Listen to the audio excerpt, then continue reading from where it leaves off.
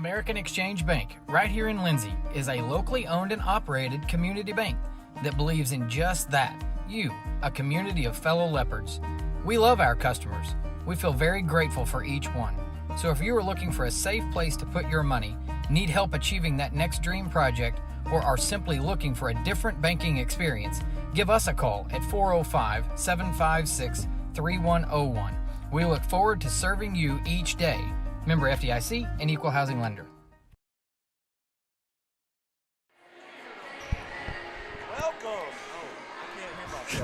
Good evening and welcome to Pauls Valley, Oklahoma, as we get set for Friday night action for Lindsay Leopard and Leopardette basketball here on KBLPlive. My name is Greg Peary. Glad that you have joined us here for this broadcast of Lindsay Leopard basketball and presented by the American Exchange Bank in Lindsay.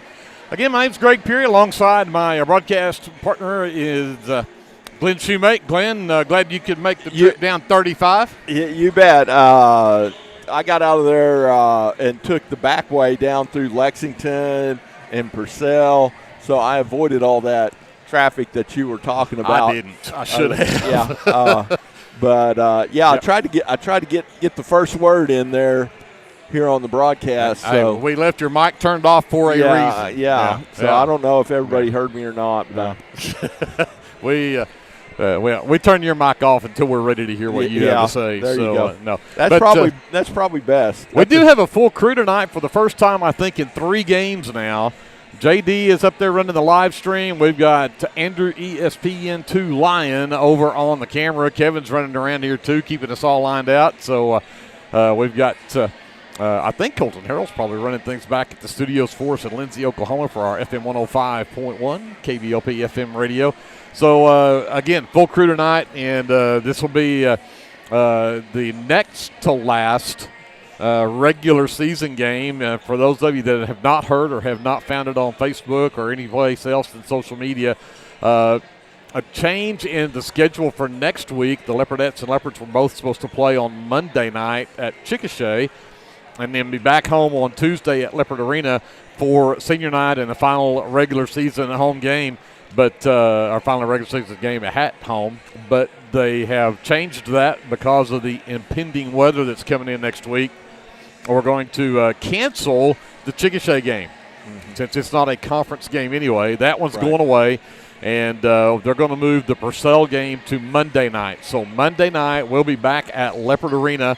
Purcell will be in the house. It will be the final game of the regular season between for both of the teams going into playoffs the following weekend. We'll talk more about that schedule coming up. But, again, just make sure you mark it on your calendars that there is no Tuesday night game at Leopard Arena. It will be Monday night, and the game at Chickasha has been canceled. Yeah, so don't go to Chickasha Monday. Go to Leopard Arena. Go to Leopard Arena. That's where we'll be. And with that, let's get into tonight. This is a couple of teams that, of course, really has become a rivalry. I don't care what sport you put them in. Softball, basketball, baseball, football, it doesn't matter. But this is going to be the 3rd time the boys have met between these two teams, the 2nd time for the girls. And the Leopardettes came away with the win the last time they played by 13. It was 40-27 when they met. And that was a game that saw a big night for Cannon Russell and Maddie McGowan. Cannon had 15 in the first half with 3 threes in the ball game, and then went to 17 for the game. And then Maddie McGowan finishes with 16 in the ball game. And the leading scorer for the Lady Panthers was Mallory Carter, and she had 8. Right behind her was Addie Green with 7. So the Leopardettes really took care of business, and then came away with the win. That was back on the 17th of January. The boys matchup, the first time we met them was actually back in the Charles K. Haley tournament. Met them in the 2nd round. The Leopards handed the Panthers a 13-point loss in that game, 50-37. And then we turned around and played them in the regular season on the 17th, and the Leopards just anteed one up and beat them by 25 in that ball game, 64-39 to score in that one. The Leopards had 2 players in double figures. Bryce Cater went crazy from 3. He had 6 threes in that ball game, finished with 24 points on the night. 4 threes on the night for Creed Taylor. He finishes with 14. And then right behind them was the sophomore Isaac Cameron, who has really come on here at the end of the season and become a vital part of this Leopard offense and defense as well. But he finished with 13 in the game. And as he has done of late, made a living at the free throw line, 2, 4, 6, shot 8 free throws and hit 7 of the 8 that night for 7 of his 13 points. So right, and a lot of those were in the fourth quarter. I think in that game they weren't. No, that one. That was a different game. Yeah, that was a different game. But he has. Down the stretch, he's managed to get in there and force the contact and get to the free throw line. And I forget which game that was. I think it was the Bridge Creek game. But he went 7 of 8 in the fourth quarter from the free throw line. Right. So. Big night for him that night. They're going to need him again tonight. This is, again, you're getting this point of the season. You really want things to gel, be ready to go into postseason. And so the Panthers are looking for the same thing, and especially when they're playing here at home, would like to avenge those 2 losses to the Leopards.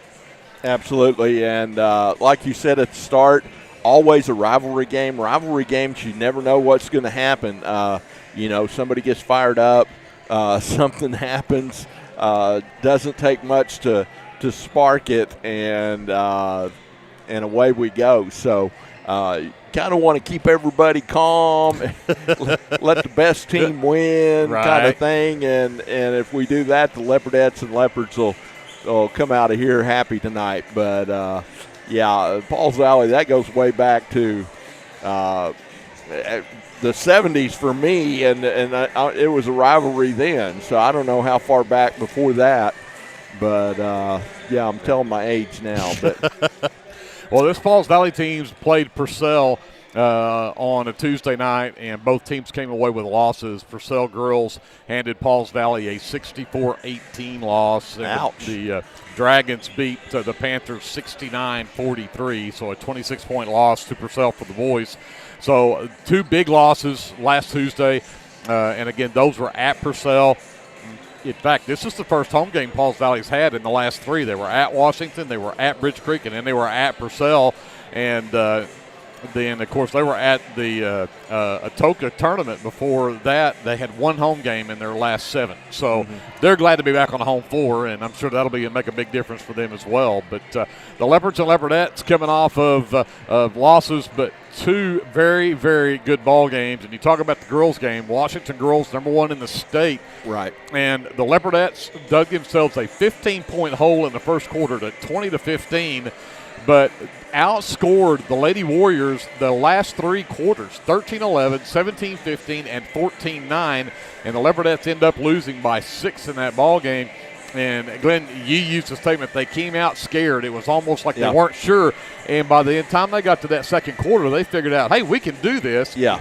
But it was too late. You're already down 15. That was a really big hole to dig out of, but you got to be proud of the way the Leopardettes played that ball game. Absolutely. And, you don't – I don't like moral victories, but if there's ever a moral victory, that was definitely a moral victory. You could take away so many positives from those last 3 quarters, the way they played, really turned up the energy, played aggressive, which they didn't do in the first quarter. They were very timid defensively and offensively, only scoring 5 points there in that first quarter. And they figured out, hey, I don't know if it was somebody in the huddle saying we're not going to take this anymore or what, because, I mean, Lindsay Washington's a bit of a rival as well. But, yeah, a lot of really positive things you could take away from that game against the number 1 team in the state. McGowan ended up with a double-double in that game, had 18 points, 10 rebounds on the night. Here's a stat for you. The Leopardettes were down by 16 with a minute to go in the third, and the score was 46-30. They outscored the Lady Warriors 19-9 between there and the end of the ball game. So in the final 9 minutes of play, the Leopardettes outscored Washington 19-9. Again, just too deep a hole to start with. But, again, the Leopardettes come away with the big win, or the loss, but as you mentioned, a moral victory with the number 1 team in the state on a Tuesday night. Actually, that was on Monday night, not Tuesday night. Right. And the boys also took on a Washington team, and that's a game that the Leopards led early by 11. Just over 2 minutes left to go in the first half. They had an 11-point lead, and then just about 30 seconds into the fourth quarter, the Warriors tied it up, and then the game was tied again halfway through the fourth quarter at 51, but watched the Warriors go on an 11-0 run at that point and ended up defeating the Leopards by 7, 64-57, the final score. Creed Taylor finished the game with 18. He had 2 threes in the game. And then you had Hernandez, Cameron, and Cater all had 9 apiece, with Russell and Flood following up with 6 apiece. And it was the Leopards, again, and when you look at everything else that they did in that game, I think all the numbers are pretty even and everything's just – it's a great game for the Leopards. You gave up that 11-0 run, and that's what ended up costing the game, because you had an 11-point lead early in the game. Right, and you know, I think this team's got to learn how to put their foot on somebody's neck, you know, and don't let them back up once they get them down. But like the girls' game, there was a lot of positives. We shot the ball really well that game. When we had a few too many turnovers, particularly there in that second half, and then you know, I don't know if it was a lack of defense or just Washington getting hot, but they got hot from three-point range there in that third and fourth quarter, and it was just too much for us to overcome.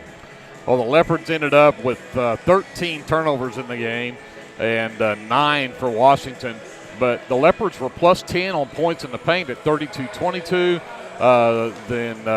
But the Warriors had more transition points. They had more points off of the turnovers. The Leopards did have 10 second chance points in the game, but again, the rebounds were nearly dead even at 18-17. Assists were nearly dead even. The rest of the numbers are very close. The Leopards shot 51% from the field, Washington at 45%.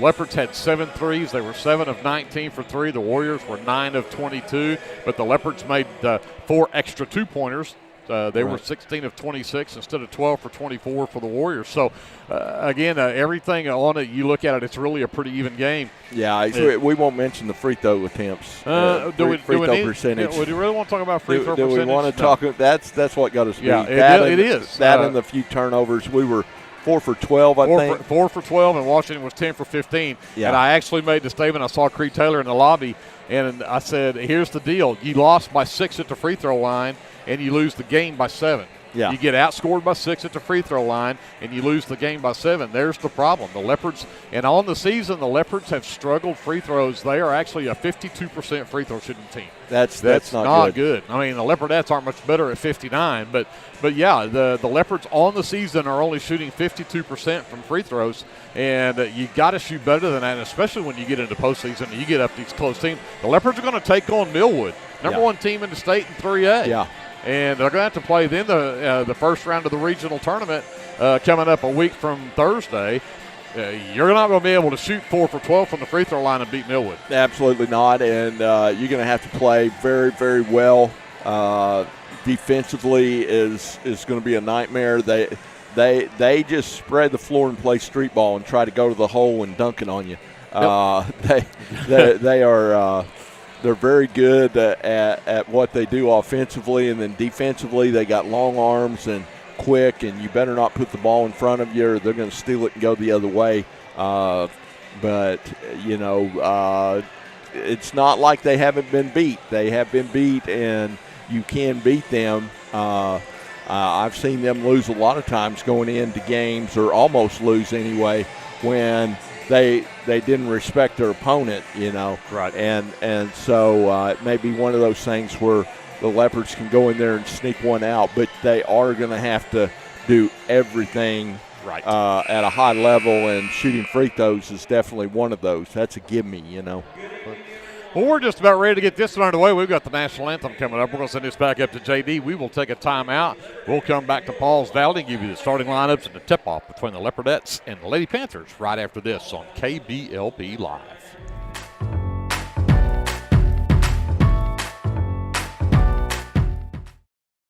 Are you caring for an aging parent or other loved one at home? It's important to know you're not alone. Hi, this is Connie Upton with Abiding Home Health.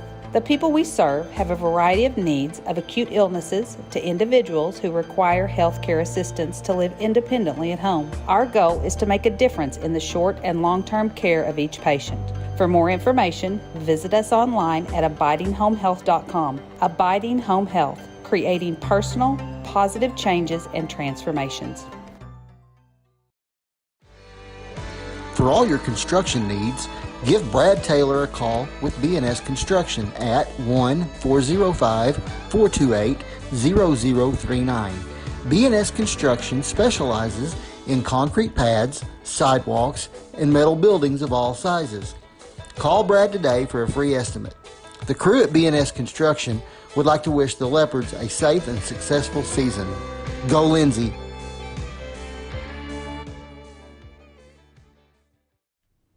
BC Factoring and Finance is a local, family-owned finance company. We assist small businesses with flexible and creative financing solutions to meet their cash flow needs. Call us to discuss ways we can help free up your time to focus on building your business. Visit us online at bcfactoring.com or give us a call at 405-259-2104. Go, Lindsay! Craving a taste of authentic Mexico right here in town? Head over to Casa 13. Order to go and settle in for all your leopard action at home. Now serving breakfast Saturdays and Sundays. Come see us at 110 Southeast 4th Street. Go Leopards! This is Brandon Cottrell, pastor at Calvary Baptist Church. Just want to take a moment and invite you to come worship with us this Sunday. Classes begin at 9:30 and worship follows at 10:45. We have something for all ages each Wednesday night. Meals begin at 5:30 and Bible study follows at 6:30. We would love to have you come be a part of our worship. We are located 410 West Chickasaw. Come join us. Clements Insurance provides insurance coverage to best suit your needs. We offer auto, home, farm, life, and business policies. Come by 109 West Chickasaw or call 405-756-2253. Clements Insurance is carrying on the tradition to satisfy you. So come see me, Keith, or Beth. Go Lindsay! The City of Lindsay is a proud sponsor of LHS Athletics and Academics and wishes all Leopards and Leopardettes a healthy, happy, successful season. We are back here in Pauls Valley. Let's get to the starting lineups. First for the Leopardettes as the visiting team tonight. And they will begin at guard, a 5'4 senior, number 1, Gentry Wilmot. At forward, a 5'10 senior, number 5, Maddie McGowan. At forward, a 5'7 senior, number 10, Leslie Wilmot. At guard, a 5'4 senior, number 22, Cannon Russell. And also at guard, a 5'2 junior. I love it when they do that. Turn the lights out on me just as I'm trying to read. A 5'1 sophomore, number 25, Marisol Hernandez. The Leopardettes are 16-6 on the season and come in ranked number 10 in the state and the Class 3A. They are coached by head coach Brian Cater, assisted by Johnny Dodd and Elaney Moore. We have a hype video up running there in the on arena. TV, man. That's cool. Yeah. So we'll get to the starting lineups momentarily for the Lady Panthers. They are coming in 10-13 on the season, and mentioned the fact that they have lost their last 3. Take that back. They did beat Bridge Creek 55-21 a week ago. Lost to Washington, beat Bridge Creek, and then lost to Purcell. They will start at guard, a 5'4 senior, number 2. That is Isabella Gutierrez. Number 5 is Hannah Raper, a 5'6 senior. Also at guard is a 5'7 sophomore, number 14, Kate Taylor. Number 20 is Addie Green. She's a 5'6 senior. And number 25 is Maddie Fishbeck. She is a 5'10 junior. Yeah, and I think that's the key to the game. Last time out, we really kept Fishbeck in check. They really had a hard time getting the ball inside to her, and when they did, she was double-teamed and had a tough time operating. Isabella Gutierrez, always one to watch out for. when you play Pauls Valley. She's just so quick and athletic with the ball, and she can get in the lane and finish really well as well. Fishback had 4 points the last time these two teams met. Right. And she will control the tip, though, and Green will come out with it. Sends it to Gutierrez in the backcourt. Picked up by Hernandez. Sends it over right wing to Raper. Into the corner, brought back out front. And there's a steal. Russell comes away with it. Nearly lost it again. Gets control of it finally. Hernandez right wing. Into the right corner. McGowan underneath to Leslie. Turns around. Got it! Leslie from the baseline puts it in. Leopardettes up 2-0. Yeah, you love that. One pass and a basket down low. Love those points in the paint. Fishback trying to post up inside against McGowan. Right wing is Raper. Sends it back out to Gutierrez. Now between the circles to Taylor. Back over right wing to Raper. Back out to Gutierrez. Back over left side, down to the baseline. Taylor drives in. The floater won't drop. McGowan claims the miss. Yeah, good help right there, and we helped the helper so she couldn't ditch it to Fishback on the back side. Gentry left wing. Back between the circles. Hernandez out to the right wing. Russell skips it back to Hernandez left wing. Traveled with it. Yep. Got to keep that pivot foot down when you go with the ball fake. I'd like to see Marisol pull that right there. She can shoot those threes. She just, I don't think, has quite the confidence level yet to do it. Gutierrez brings it across for the Lady Panthers. They trail 2-0 here. We're just over almost a minute and a half into this first quarter. Gets to the right wing, looks back up top, gets into the lane, drives around Hernandez. Tough shot, won't drop. McGowan with her second rebound. Yeah, and that's the kind of shot she'll do. And Marisol did a great job of staying in front of her and making a really tough shot on her. Gentry threw it away. Tried to force it inside. And Fishback jumped in front, and then Gentry picks up the foul, the first foul of the game, trying to get the ball back. Lady Panthers bring it the other way. Green, the backdoor cut, could not get it to Taylor. Good defense there. And Leopard fans thinking that should have been a Leopardette basketball, but they will give it back to Pauls Valley. Yeah, that was close. Gutierrez trying to find someone, still can't. Finally gets it to Taylor in the corner, drives the baseline. The floater's too strong. Tipped out of there, though, by Gentry, trying to just bat it away from Gutierrez and knocked it out of bounds. Grab that thing. So Gutierrez on the baseline to inbound. Lob it all the way back up top for Taylor. Back over right side to Raper. Now back inside. Fishback got under the basket, but got too far into the basket, and Hernandez ties up Fishback for the rebound, and Leopardettes have the possession arrow. Yeah, that's exactly what we did last time. They did get her the ball away from Maddie, and here comes the double team, and we double teamed and tied her up. So great job on defense. Russell works on Gutierrez, gets the screen from McGowan all the way down. Now three from the right pocket won't go for Hernandez, with McGowan with her third rebound. This time offensively can't get it to go, and now Gutierrez will pick up the foul, making sure that the putback from Russell won't go, and Cannon will head to the free throw line. Yeah, love seeing Marisol shoot that, although she didn't make it. You got to do that to open up that defense. Russell knocks down the first to give the Leopardettes a 3-0 lead. We've got 5:40 left here in the first quarter. Cannon's second one on the way. That one will not drop. Fishback pulls down the board for the Lady Panthers, and Gutierrez pushes the other way. Hernandez with her step for step. Taylor back between the circles. Left side, Raper. Waits for Green to come across. Hernandez has her covered. Now Gutierrez has it back top of the key and gives it to Taylor.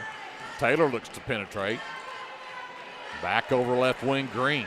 Raper between the circles. Drives into the lane, dumps down low to Fishback. Got it.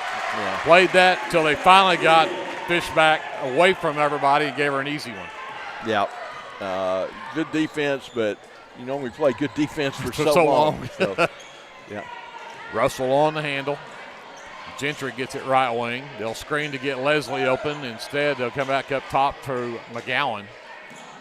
Left wing, Russell. Back up top, Hernandez. Back over to Gentry on the right wing. Taylor all over her. She takes it into the baseline anyway. Now picks up her dribble, gets it back to Russell. Russell into the lane and traveled with it.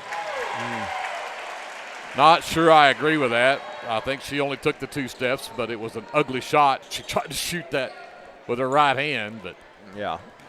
Leopardettes with some full court pressure here as Taylor just races past everybody, and Leslie played it perfectly and stole it away from Fishback. Yeah, great anticipation right there to steal that backside pass.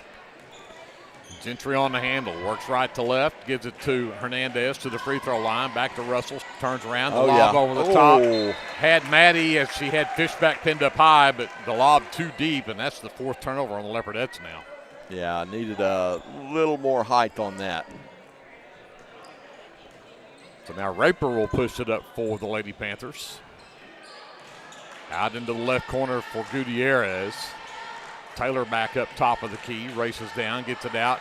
Green fires a 3 from the right wing, wide left. Pulled down the miss is Gentry. She'll bring it up for the Leopardettes. 3:40 left here in the first. Leopardettes up by 1, 3-2. Gentry still on the handle, now gets a double screen. She'll work off the one to the right from McGowan. Gentry looking underneath at Maddie. Finally does get it to her, but she's out of the lane now. But she'll take Taylor inside. Right hand won't go. Rebound tipped. And they're going to say Leslie the last to touch it. Well, I like to see us trying to go inside right there. Just couldn't quite finish that one. Subs in for Pauls Valley, number 15, Mallory Carter, the 5'6" sophomore. Along with the number 11, Rachel Hamilton, also a sophomore. Taylor drives in, sends it back out to Carter. The 3 from the right pocket will not go for Gutierrez, but the offside rebound tracked down by Carter. Yeah, Gentry was triple teamed down there trying to get that rebound. Floater in the lane does not drop. Another offensive board from Hamilton. Out in the corner, gets it to Taylor on the wing. Taylor drives in, right hand floater short, and rebound tipped out, and Gentry has it for the Leopardettes.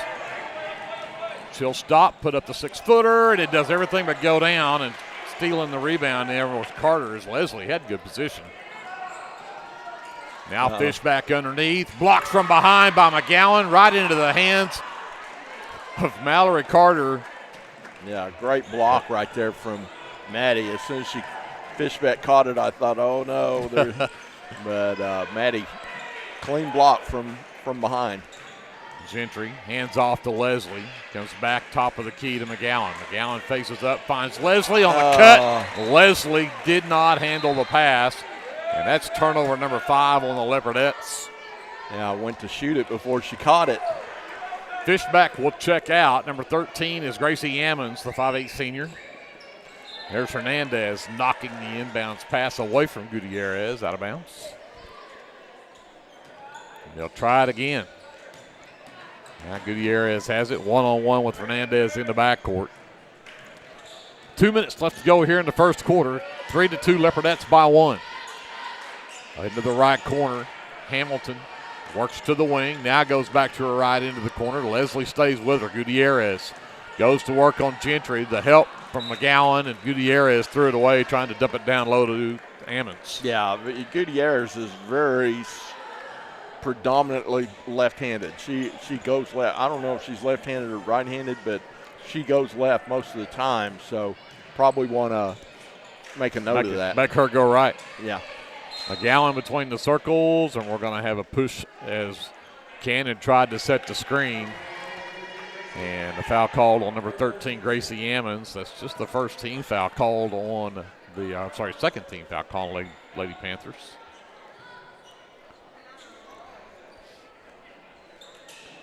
McGowan hands to Russell, goes back left.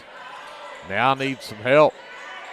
Now at the left elbow, McGowan double teamed. Leslie gets past everybody, down to the baseline, off the glass too strong, and Russell tips the rebound out of bounds. Yeah. We're not shooting the ball very well. So far, 1 for 6 from the floor. With 6 turnovers. Of course, they're shooting worse. So. Raper back in the game, gets it left wing, goes underneath the Ammons, turns around on McGowan, can't get it to drop. Leslie fights for the rebound. Gentry will. There, my apologies. Here comes Pauls Valley the other way. Gutierrez top of the key. Carter out on the wing, and they'll call that. Yeah. Yeah, push her down from behind and then call the little bump right there. Cannon's first, team second. Gutierrez on the baseline to inbounds. Carter back to Gutierrez, right corner. Comes back to Carter, swings it left side. Cannon Russell played that pass perfectly, intercepts it, and gets the runaway layup at the other end. 5 between the rings. Back to Gutierrez, left wing. Into the left corner. Hamilton surveys, comes back to the wing. Up top for Taylor. Excuse me, that is Carter. Raper drives the left side, cut off there by the double team. Back out, Gutierrez for 3, got it. Had 2 wide open there. She ties the game at 5 with just about 2 seconds left on the clock, and we can get to the end of 1. It's a tie game. 5 apiece, not a high-scoring game, but it's going to be close. Stay with us. We're back with more Leopardette basketball presented by the American Exchange Bank here on KBLP Live. Incorporated is a proud supporter of the Lindsay community. We hope you'll keep us in mind for all your oil-filled electrical needs. You can give us a call at 405-756-4773.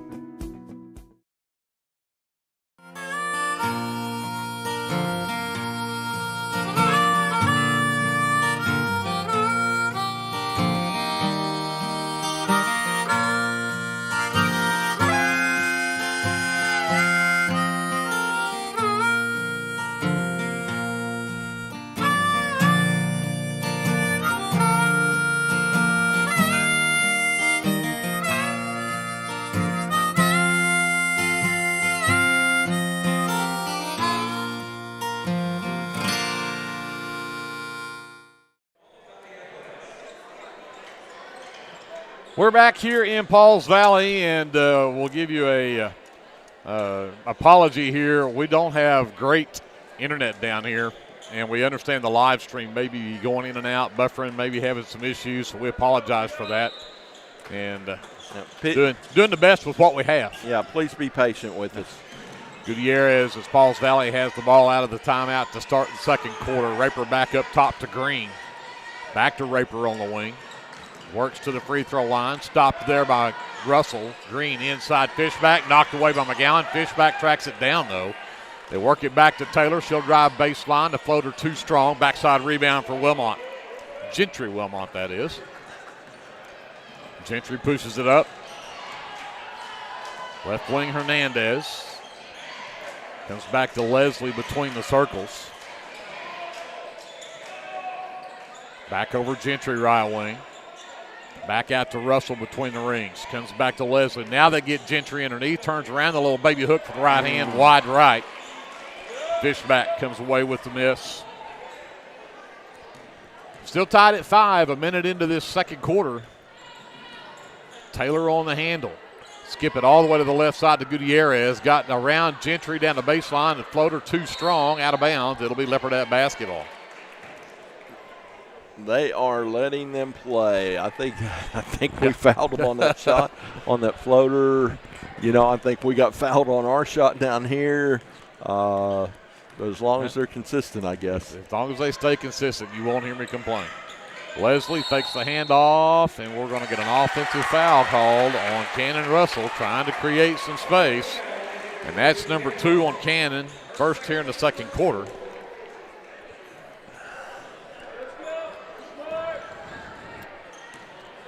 Taylor pushes up, gets it to Raper on the wing right side. Fishback doing her best to post McGowan up underneath. Catch fire 3 is short from Taylor. Track down her own rebound, but out of bounds. 6 turnovers on the Lady Panthers. Leopardettes get it back.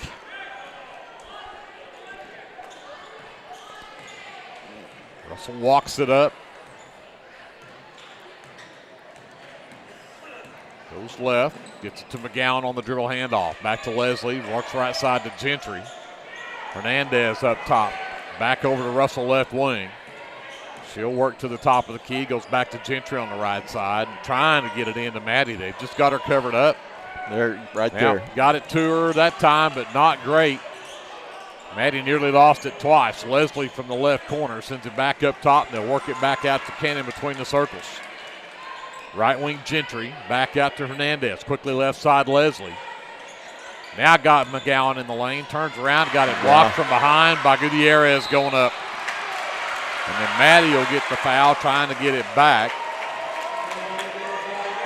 Her first, team second here in the quarter. Yeah, there again, kind of a lot of contact from behind. Back to Gutierrez. Hernandez got a foul right there, should have been.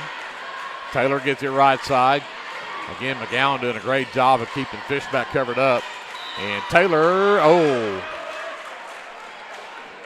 might have been a foul right there on the Leopardettes, so not sure that it's bad. That I think that was actually off of Raper or Taylor out of bounds. But and Leopardettes making it tough to get a pass in. Gutierrez will come get it. Goes back to Raper right wing.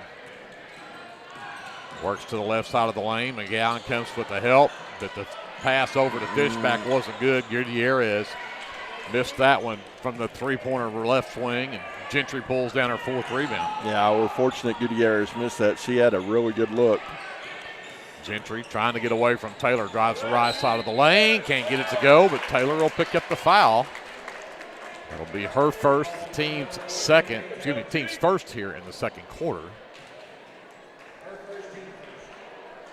Gentry heads to the line.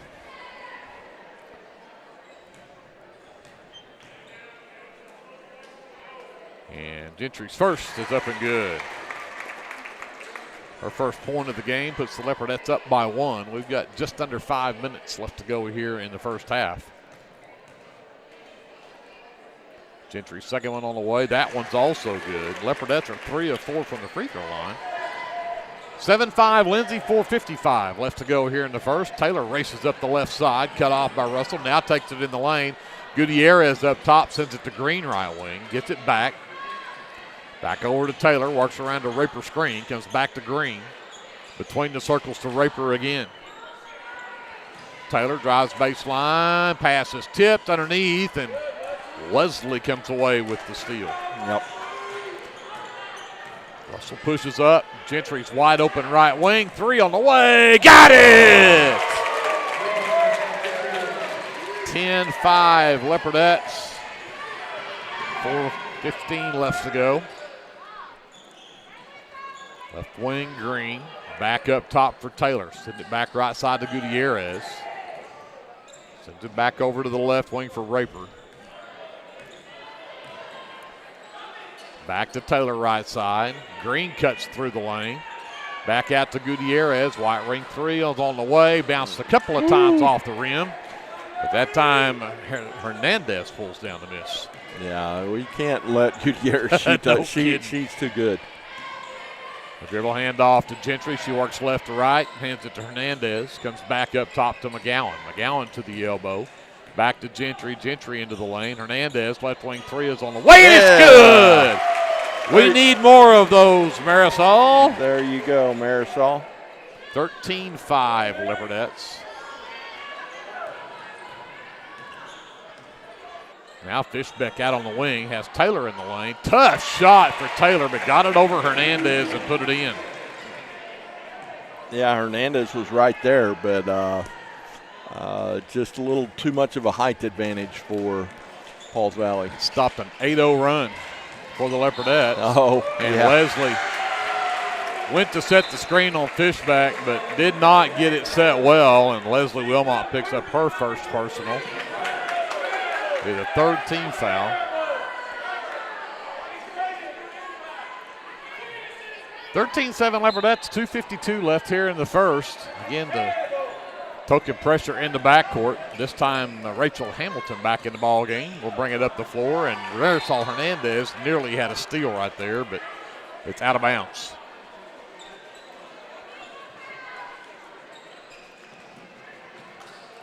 Looks to inbound again, finally gets it in.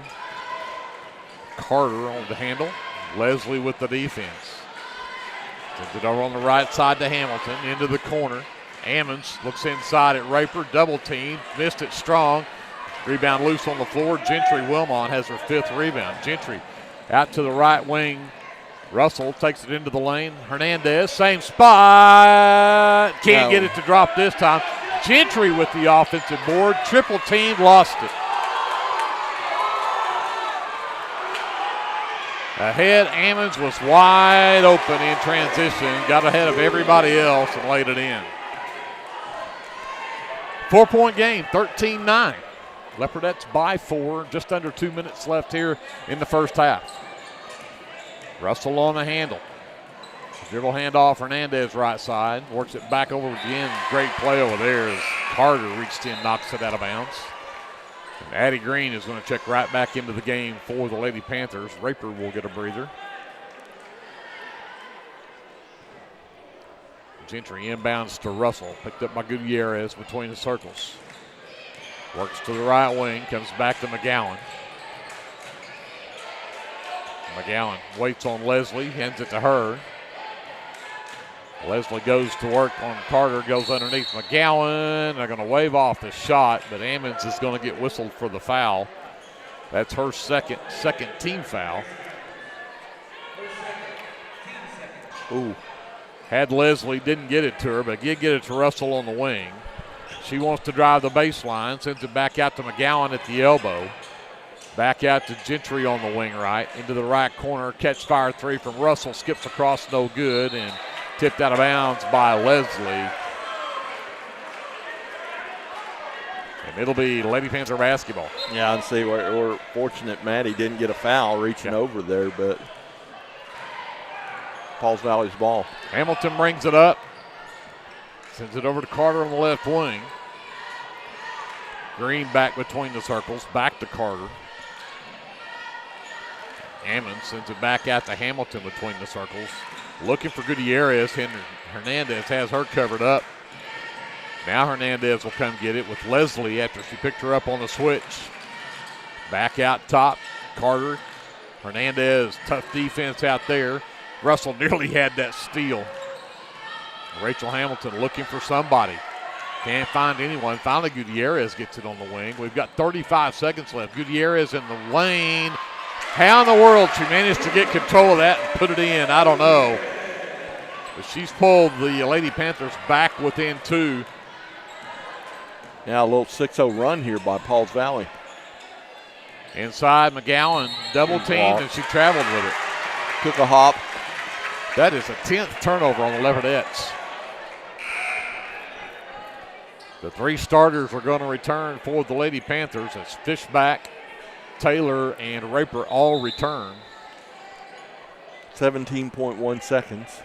Need to play 17 seconds of defense right here. Leopardettes do have the possession arrow. Well, I got to look at the right possession arrow. The one at the scores table says otherwise. Taylor, baseline jumper, no, and that should have been a foul on Fishback up over the back. And with 5.3 on the clock, they're going to give that to the Lady Panthers.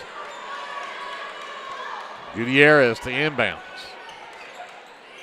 Lob it all the way out to Green between the circles. Down to 3, down to 2, down to 1. At the buzzer, doesn't even get to the glass.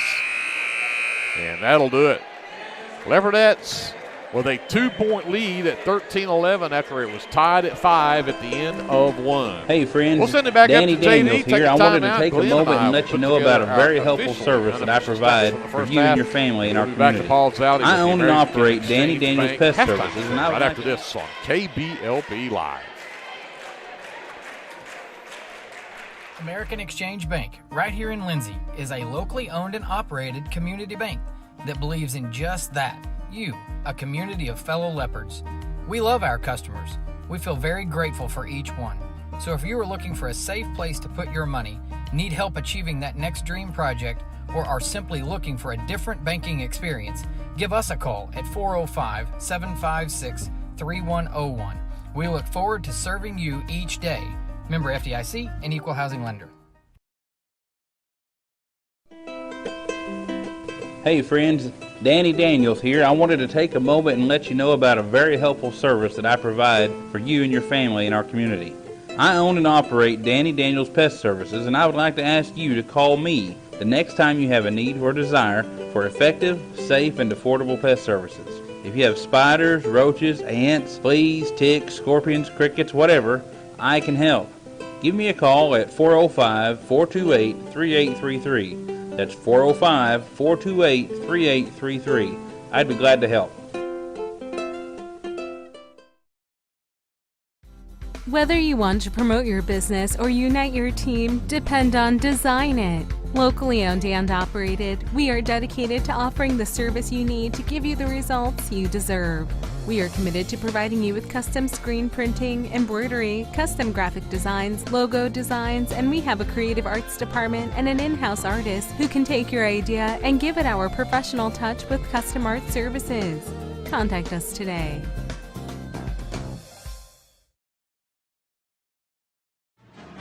Hey Leopard fans, this is Nick Johnson from First Baptist Church, Lindsay. At First Baptist Church, we are a family ministry and desire to faithfully proclaim the gospel in Lindsay and beyond. We would like to invite you to join us every Sunday for worship at 9 a.m. and Sunday school following at 10:15. Our Wednesday evening activities start with dinner at 5:50, and then we have Bible studies for children, youth, and adults starting at 6:30. First Baptist Church is proud to support the Lindsay Leopards, and we wish all of our student athletes a successful season. From all of us at First Baptist Church, Lindsay, go Leopards! For all your tax services, contact Grant and Katie Johnson, CPA. Grant and Katie are certified public accountants that provide full-service accounting, bookkeeping, payroll, and tax services. With 2 offices, one located at 600 Southeast 4th Street in Lindsay, Oklahoma, and another at 313 North Walnut in Pauls Valley, Grant and Katie are ready to meet your CPA needs. Give Grant or Katie a call at 405-238-2727 and set up your appointment today. Hey there, this is Trace Adams with Hassler Hot Oil Service. We are family owned and operated with over 25 years experience. I am a 4th generation Lindsay Leopard, and we proudly support Lindsay Leopards and Leopardettes athletically and academically in all their endeavors. Call my dad, Greg Adams, at 405-756-6075 for all of your hot oiler needs. Again, that's 405-756-6075. Go Lindsay! Hughes Heat and Air is a family-owned business that serves Lindsay and surrounding areas. Hughes Heat and Air provides service for residential and commercial jobs, including simple repairs and new installations. Hugh and his crew take pride in providing professional, efficient, and reliable work at affordable rates. For your next heat and air project, give Hugh a call at 1-405-756-6399. Good luck, Lindsay.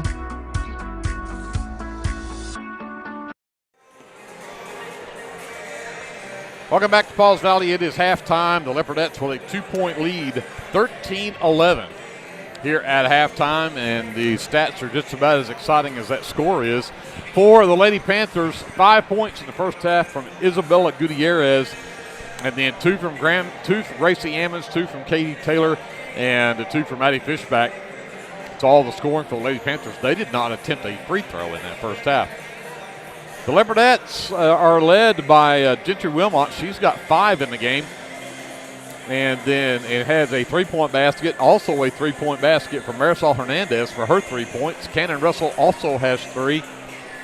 Leslie Wilmot has 2 here at halftime. The Leopardettes are 3 of 4 from the charity stripe.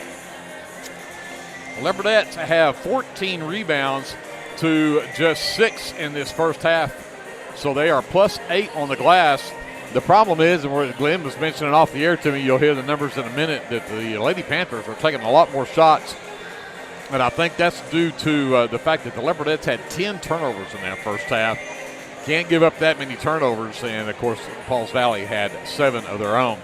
Leopardettes with the 2-point lead. We'll go talk to Glenn and see what the shooting numbers do look like. Yeah, for Pauls Valley, they were 4 for 17 from 2-point range, 1 for 6 from 3-point range, for a total of 5 for 26. Or I'm sorry, 5 for 23 for 22% from the floor. Lindsay shot a little bit better, 2 for 8 from 2-point range, 2 for 5 from 3-point range, for a total of 4 for 13 for 31%. But not a good shooting night for either team. I think it's going to be a situation of who gets hot and who can put together the most runs, because this has kind of been a game of runs. You know, that first half is 5-5, and Lindsay went out on a run, and then Pauls Valley made a run of their own to come back. So kind of been back and forth that way, and we'll see who has the better of it here in the second half. Well, Leopardettes will get the ball to start the third quarter, so we'll see if they can figure out something here to find a way to get the ball in the hoop, get some points on that board. 13-11, our halftime score here. Again, a programming reminder in case you missed the pregame. The Leopards and Leopardettes were to have 2 games to wind up the regular season next week on Monday and Tuesday night. That has changed. The game on Monday night was scheduled to be at Chickasha. That game is canceled. So we will not play Chickasha at Chickasha this year. And that game on Monday night is canceled. The game on Tuesday night was to be at home against Purcell. That game has been moved to Monday night. So change your calendars. There will still be a game Monday night, but it won't be at Chickasha. It will be in Lindsay at Leopard Arena, and it will be senior night. So make sure you make plans to be there. That'll be district and also the first round of regional. Luckily, luck of the draw, however you want to call it, the Leopards get a bye the first round of district, so they are automatically district champs, and they get to move into the first round of regionals. Again, that game will be at Lindsay, and they'll have to take on the number 1 team in the state in 3A and the Millwood Falcons. And that game will be at 7:30 on Thursday next week in regionals. So no Leopard basketball in districts. Only the girls will play the district game, and they'll take on Crossings Christian at 6 o'clock this coming Friday night. And if they win, then they will move to a 6 o'clock Thursday night, the 27th, and they'll play the winner Saturday night. So right, and that first round of regionals will be at Lindsay. At Lindsay, correct. Right. So that first game on the 27th will be at Lindsay for the boys and girls both.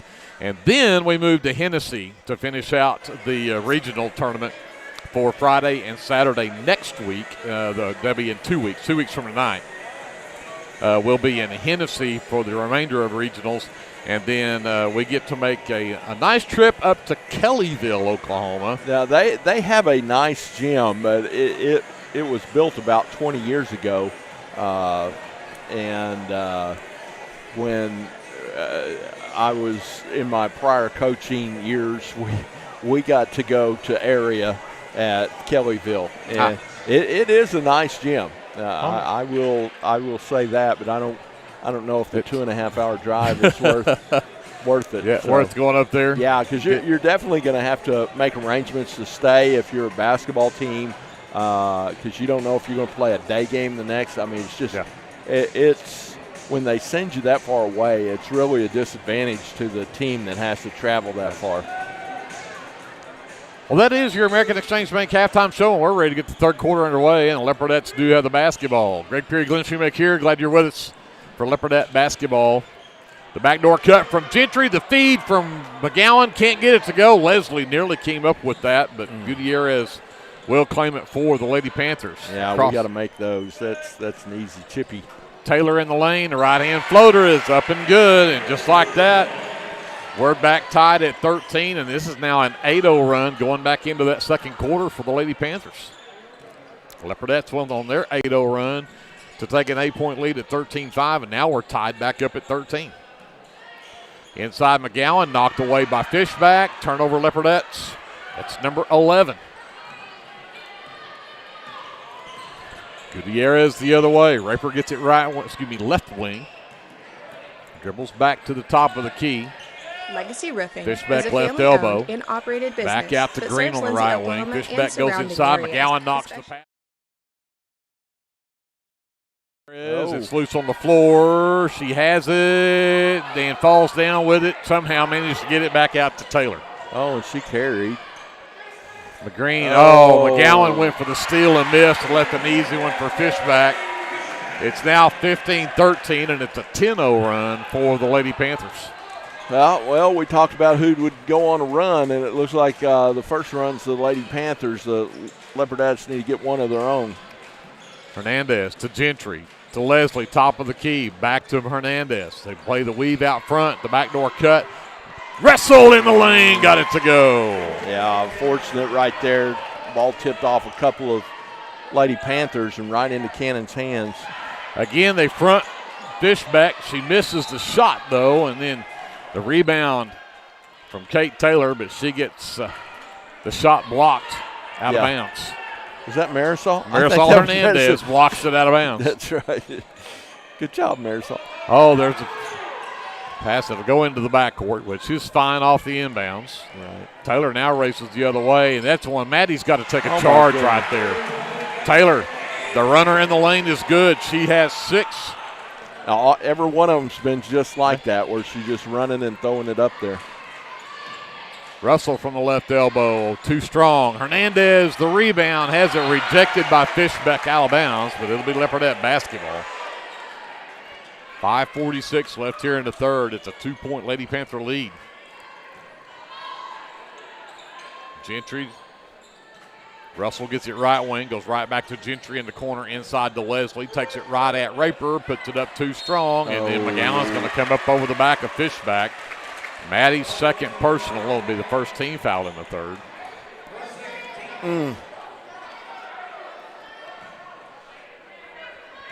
We got to get the lid off that basket. Get something going offensively.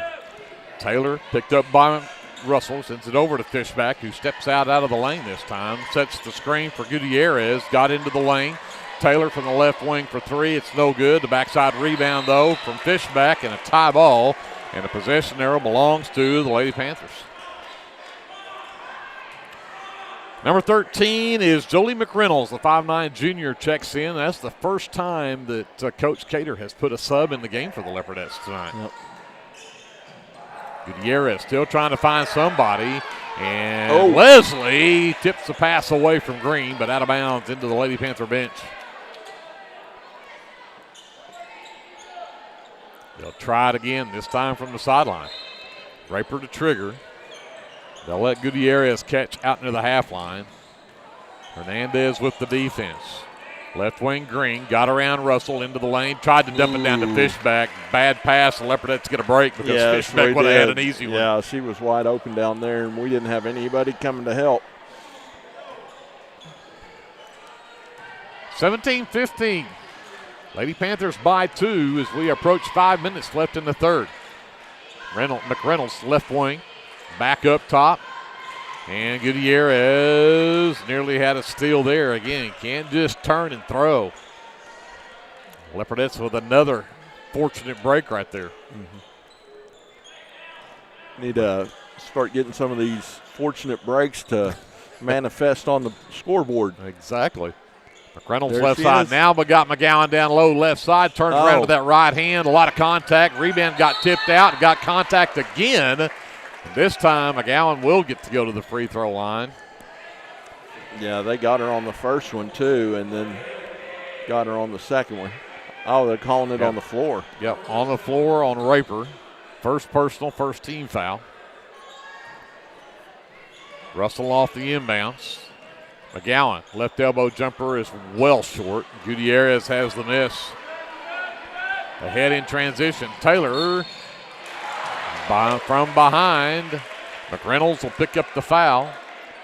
Her first will be the team's second, and that'll put Taylor at the free throw line. This will be the first free throws tonight for the Lady Panthers.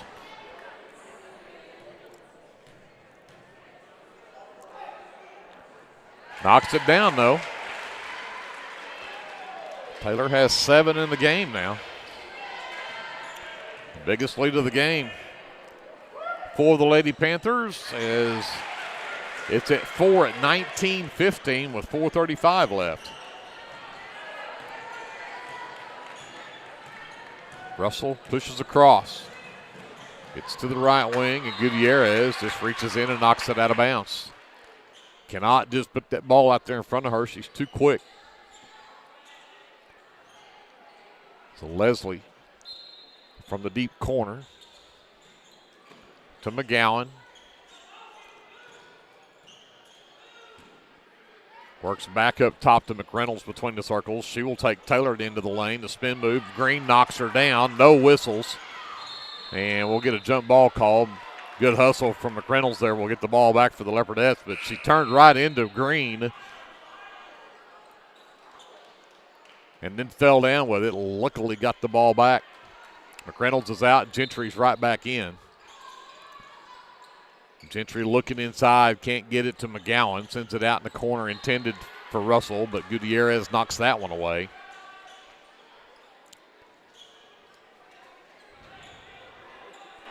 Both teams are doing both teams are doing a really good job. Yep, there's a foul inside as McGowan tries to take it up. Glenn's having some problems with the mic there, I think. Yeah, both teams are doing. I don't know. Both. Yeah. Maddie cannot connect on the front end of two. There we go. Got that one to go. That's the first point of the game for McGowan.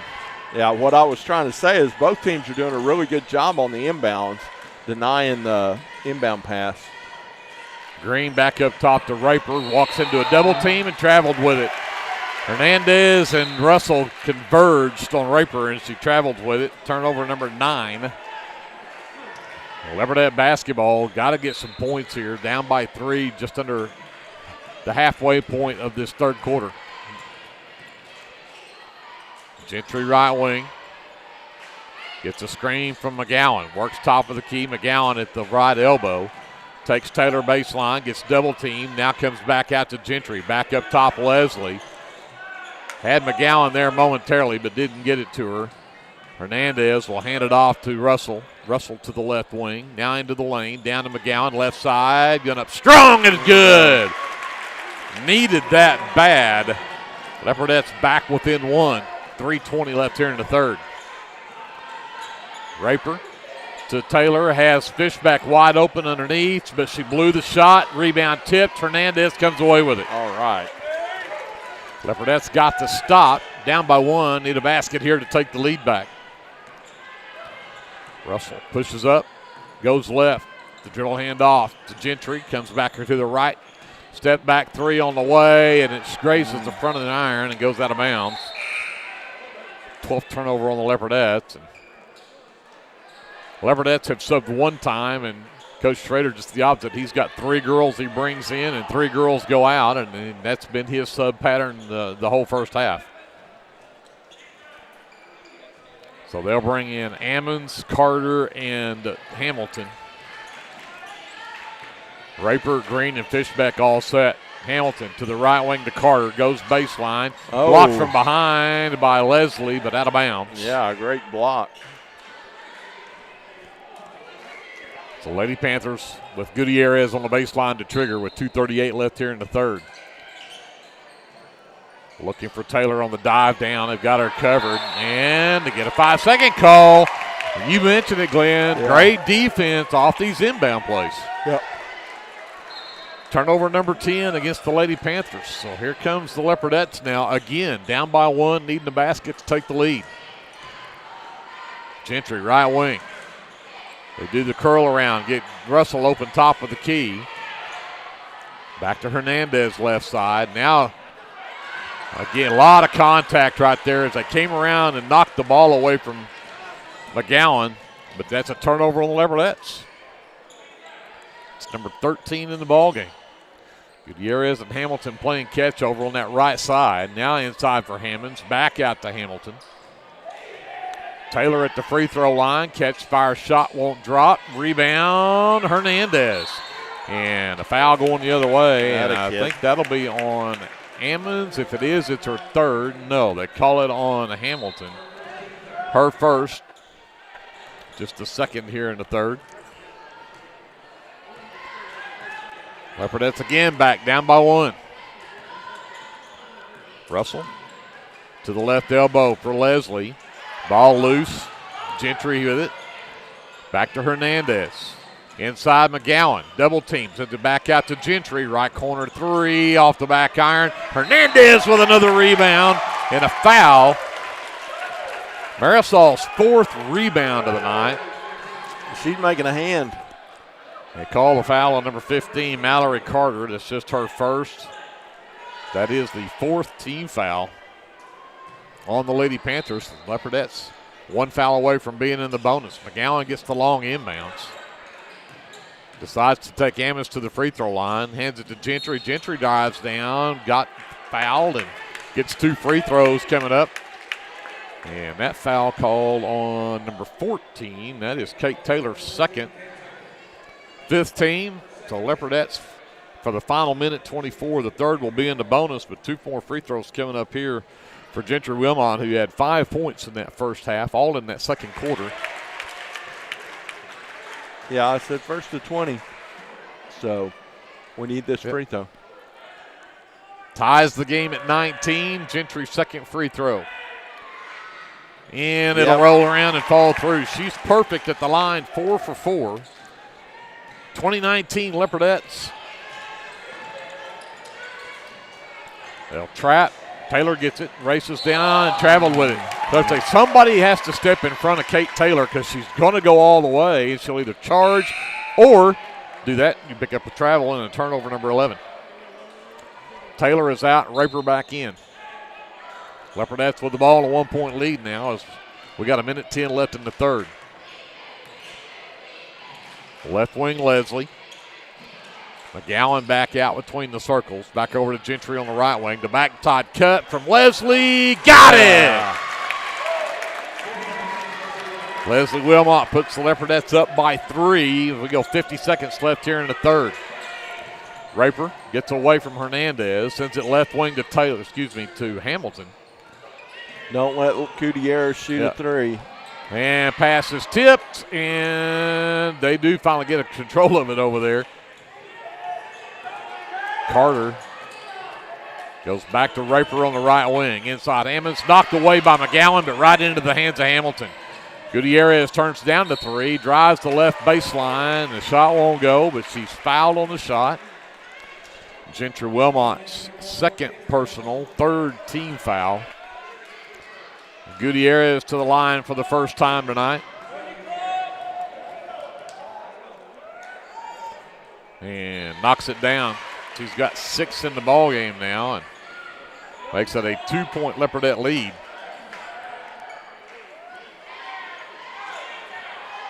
Carter checks out. Addie Green is back in for the Lady Panthers with 21 seconds left before the end of the 3rd.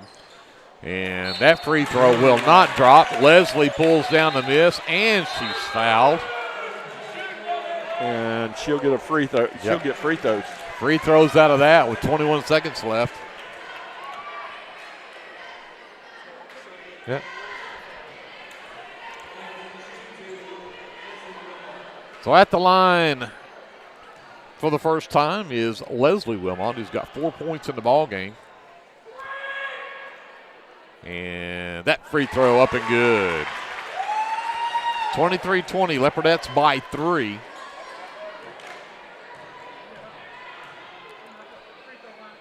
Leslie's 2nd one on the way. That one's also good. 24-20 Leopardettes, 20 seconds left. Here comes Gutierrez. Races ahead on Hernandez. Green, right wing, gets it into the right corner for Raper. Look underneath at Ammons. And Cutter in the lane for Gutierrez. Pass off the mark. Gentry has turnover number 12. 2. At the buzzer. All kinds of contact on that shot from midcourt from Gentry, and they don't get a whistle. But the Leopardettes will have a 4-point lead at the end of 3 at 24-20. And we'll head to the 4th quarter after this timeout. This is Leopardette basketball presented by the American Exchange Bank on KBLP Live. American Exchange Bank, right here in Lindsay, is a locally owned and operated community. So if you are looking for a safe place to put your money, need help achieving that next dream project, or are simply looking for a different banking experience, give us a call at 405-756-3101. We look forward to serving you each day. Member FDIC and Equal Housing Lender. Legacy Roofing is a family-owned and operated business that serves Lindsay, Oklahoma and surrounding areas. We specialize in getting your home back to its best, whether it be annual wear and tear or storm damage. We don't just fix roofs, we take care of your home. Legacy Roofing, family-owned, community-focused, and always here for you. Call us today for a free estimate at 405-756-8855 and let us protect your home with the care it deserves.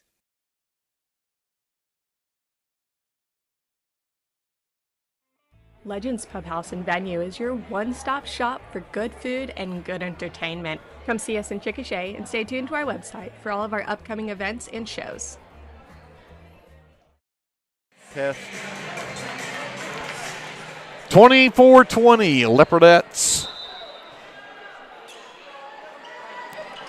Gutierrez has the inbounds as they start the fourth quarter. A great play from McCann and Russell. Knocks the pass out of bounds that was intended over there for Taylor. Raper will inbounds. And a bad pass. Yeah, Leopardettes with the turnover. Turnover number 13. Build on this lead right here. McGowan surveys, sends it over to the right side. Leslie in lane, got Gentry. Bad shot. And they're going to say that one's out of bounds off of McGowan. It'll be back to Lady Panthers. We missed a couple of those like that. Just right there, chippies. Yeah. Raper up top. Gutierrez gets to the elbow, sends it back over right wing to Taylor. Taylor looks to drive in, cut off by Russell, comes back out between the circles to Raper. Back over to Taylor on the wing right side. Green between the circles, back to Raper left side. Leopardettes doing a great job of keeping Fishback covered up underneath and not giving him a good look from the outside. Yeah, they've kept Gutierrez pretty much under control since that first quarter. Well, they gave her a shot right there, and she missed it, but Fishback had the rebound and didn't get that one to go either.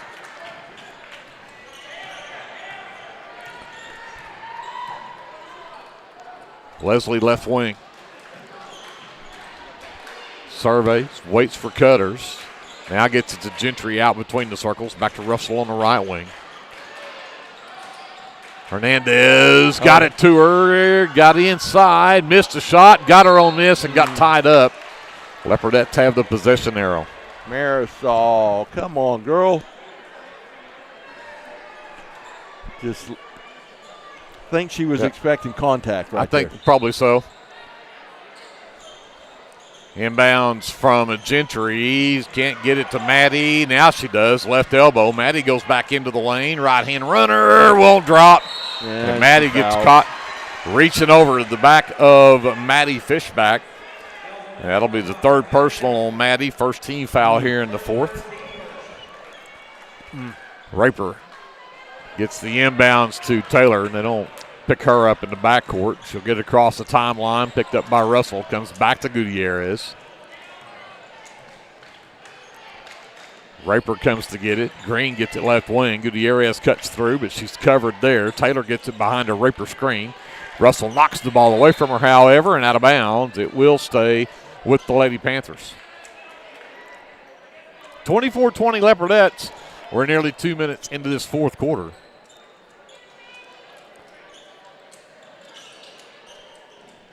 Hernandez, the defense on Gutierrez. She'll push left again, gets it left wing for Green, dribbles to the top of the key, back to Taylor between the circles.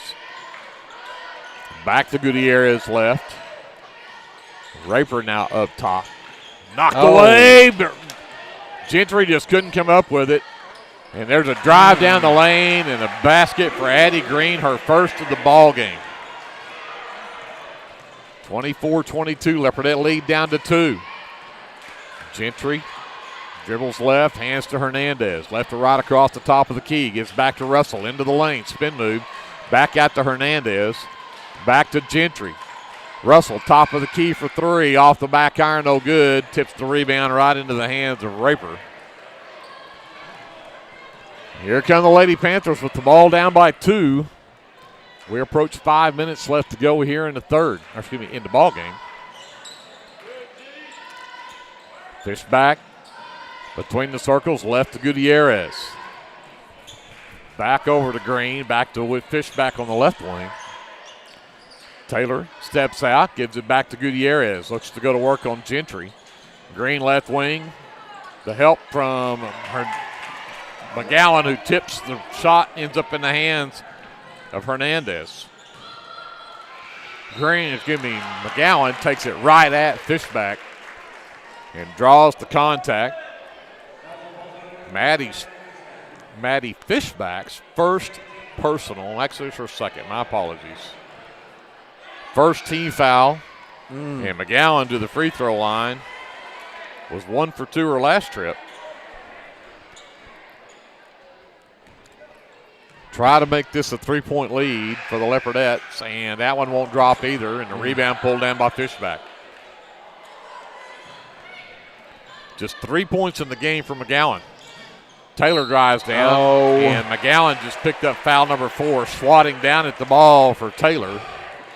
Nope. They called that on Jolie. Leopardettes get a break right there. Yes, they do. Jolie McReynolds' second team foul, but it puts Taylor at the free throw line, where she's now a perfect 3 for 3 on the night. She's got 9 points in the ball game. And it'll end right there. Will not get that one to go. A reverse jinx on the announcer works. Gentry to Jolie. Underneath McGowan. Got her pass. Got the end one. The reach in from Green. Nice find from McReynolds to get it into McGowan.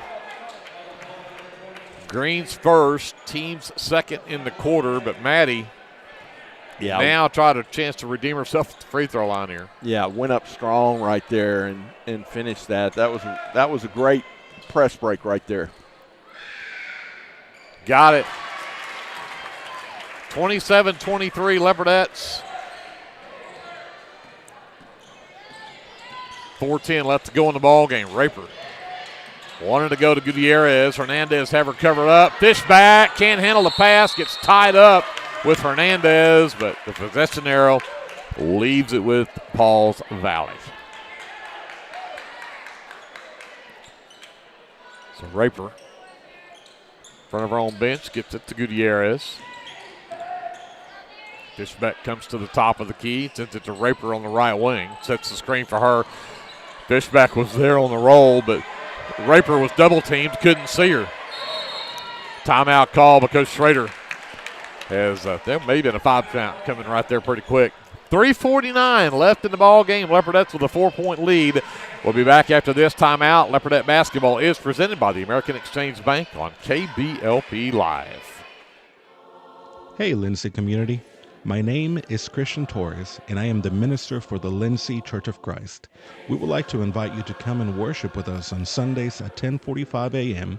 and Wednesdays at 7 p.m. We're located at 1205 West Cherokee Street. Here at the Lindsay Church of Christ, you will find the truth of God's Word, spoken in love, and a group of people who love God and one another. Do you have a Bible question? Well, we have a Bible answer. Come and worship with us and be edified at the Lindsay Church of Christ. This is Dr. Matt Shelton with Lindsay Family Dentistry. I'm a 1997 graduate of Lindsay High School and have been practicing dentistry in Lindsay since 2006. We welcome you to come to our dental practice so we can help you and your family with all your dental needs. We offer dental services for everyone at every age, from braces to aligners to crowns, bridges, dentures, and implants. Give us a call today at 405-756-4093 or stop by at 102 Southwest 7th Street and let us give you the healthy, beautiful smile you've always dreamed of. Lady Panther basketball out of the timeout. They trail the Leopardettes by 4. Gutierrez to the right elbow for Green. Back to Taylor. Defense good there from Gentry. Back to Raper left wing. She'll dribble back over to Taylor. Long 3 right wing. Rattles out. Rebound McGowan. Big time rebound right there from McGowan. Yeah, in and out. Boy, That was almost, that went in and came back out on that three-pointer. McGowan handles it top of the key, turns around, looks for the cut from Russell, covered up, sends it to Gentry instead. Gentry back over to Russell, top of the key. Now inside to Maddie, who got around Fishback, up off the left hand and good for McGowan. I don't know what it is, but man, when it gets to the fourth quarter, Maddie just turns the on switch on and away she goes. She's got 5 in the quarter, 8 in the ball game. Leopardette lead is 6.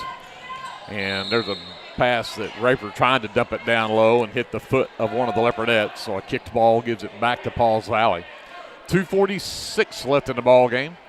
6-point Leopardette lead. 6 points seems like a lot in this game. Considering their biggest lead was 8, that's true. Raper in the lane, traveled with it. I don't know about that. Turnover number 14. We'll take it. We'll take it. So Russell will bring it up. Gutierrez will meet her at midcourt. Gentry, left side. Leopardettes looking to spread the floor right here. Try to run some clock with that 6-point lead. And Hernandez, I'm afraid Hernandez was fixing to cut back. And there's Gutierrez with the steal and a runaway layup at the other end. Timeout. 2:23 left to go in the ball game. The lead down to 4 now as Pauls Valley calls the timeout. We'll take it with them and come back after this. Leopardette basketball is presented by the American Exchange Bank on KBLP Live. Lindsay Municipal Hospital is dedicated to providing quality service to our local community, and we're wishing our Leopards and Leopardettes a healthy and successful basketball season. Go Leopards!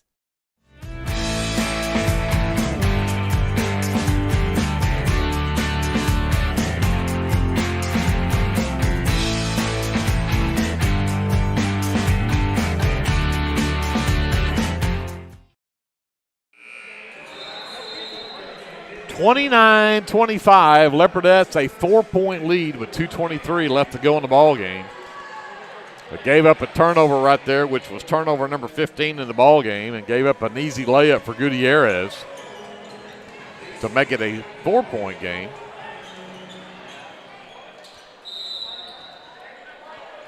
Gentry gets the inbounds, full court pressure here as McGowan has the basketball. Got to do something with it. Gentry on the backdoor cut will get across half court. Trap comes and all kinds of contact. They'll get a reach-in foul. See who they call that on because there was 2 girls there. And I think it goes on Addie Green. Green's second, 3rd team foul, so no free throws yet for the Leopardettes. 2:12 left.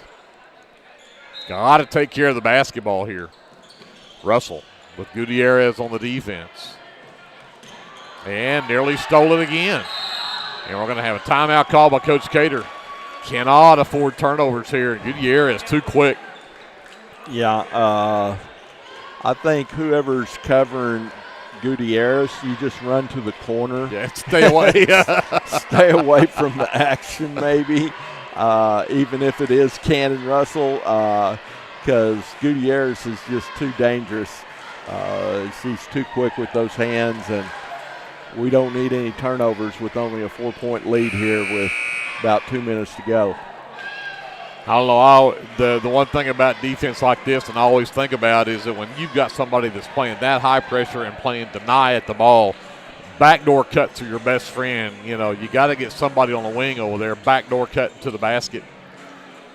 But they've got to turn up the pressure here because the Leopard, like you said, a 6-point lead's huge in this game. Mm-hmm. Russell right back to Gentry to save a backcourt right there. Gentry around the screen from McGowan, bumped by Green. Addie Green just picked up foul number 3, team foul number 4, so the next foul will put the Leopardettes in the bonus. We just went under 2 minutes left in the game. Russell will get it again this time. Goes to work on Gutierrez around the McGowan screen. Gives it to Leslie. Leslie chased by Raper. Comes back out to Hernandez. Back to Russell. They're just playing keep away right now. McGowan and tried to dump it down to Leslie, but got fouled instead. And they're going to actually call that like it was a shot. It would have been the 5th foul anyway. Yeah, would have got the 2 free throws anyway off the 5th foul. But the foul called on number 5, Hannah Raper, her second. And free throws for McGowan, and she's short with that one. Fishback is checked back in for the Lady Panthers. Hamilton will sit. Maddie's second one on the way. That one won't go either. Rebound for Raper. Still a 4-point game. 1:35 left. Taylor mishandled the pass. Finally got it back. Russell on the defense. Gets around the screen from Fishback. They trap. Gutierrez gets it back at the free throw line. Drives down. Puts it up with the left hand, and it's good. Yeah. Timeout, Pauls Valley. 29-27, and it is right back to a 2-point game. Timeout on the floor. Let's take it with it. We'll come back to Pauls Valley after this. Leopardette basketball is presented by the American Exchange Bank on KBLP Live. Are you struggling to find a health insurance plan that fits your needs as well as your budget? Let me, Matt Powers, a licensed insurance agent, help you navigate the insurance maze and find the best plan for you. Together, we'll search a variety of plans from nationally recognized carriers at no cost to you. We can talk over the phone or in person. Why stress or wonder if you're choosing the right plan when I can help you for free? Call today and let me help you. We've got 1:19 left to go here in the ball game. 29-27. Lady Panthers trail the Leopardettes by 2. Full court pressure here as McGowan will have to inbounds. Leslie runs the other way. They'll get it into Russell. They'll bring the trap. Hernandez, and a foul from Green, or they would have gotten an easy one from Leslie at the other end. Again, the Leopardettes had a great player out there to break that press. But Green picks up foul number 4. This time sends Hernandez to the free throw line. These will be her first free throws of the night. Big free throws right here, and that one won't go. Needed them both to make it a 2-possession game. 1:13 to go, and now you can stretch it to 3. And that one's way off too. Fishback with the rebound. Raper over to Green. Hands back to Gutierrez into the lane. Taylor drives down, left-hand runner up and good for Kate Taylor. And we are tied at 29. 6-0 run from the Lady Panthers to tie it at 29. You talked about the runs, and this is exactly what it's been this whole ball game. It's been a game of runs. And so now with 56 seconds left, the Leopardettes need to run here. Got to get something going offensively. This has been an ugly game all the way around when you look at the fact that both teams only have 29 points here. Yeah, and gosh, the shooting's just awful. I hate to. These numbers are going to be down in the 30s and 20 percentiles, but percentages. But our fourth quarter free throw shooting is really alarming. We're only 1 for 7 from the free throw line here in the fourth quarter, and we need somebody to step up and make some free throws here. Well, they were 8 for 10 going into the fourth quarter. And then here in the fourth quarter, like you said, they're only 1 for 7. Got to get some points here. And, they were waiting for they had to wait for the clock to get set back. Right. Now it looks more like a Leopardettes will bring it up, see if they're going to try to go for a basket here, or do you try to work for a shot? Oh, you take the first best shot. Russell, right wing Hernandez, dribbles to the top of the key. Had Russell but couldn't get it to her. Leslie back out to Hernandez, sends it over to Russell left wing. Russell. Hernandez, Leslie, baseline right side. They leave her alone, but can't get it to drop. Fishback lost the rebound. It's on the floor. We got it. We got the possession arrow. Jump ball, possession arrow, Leopardettes. Now with 20 seconds left,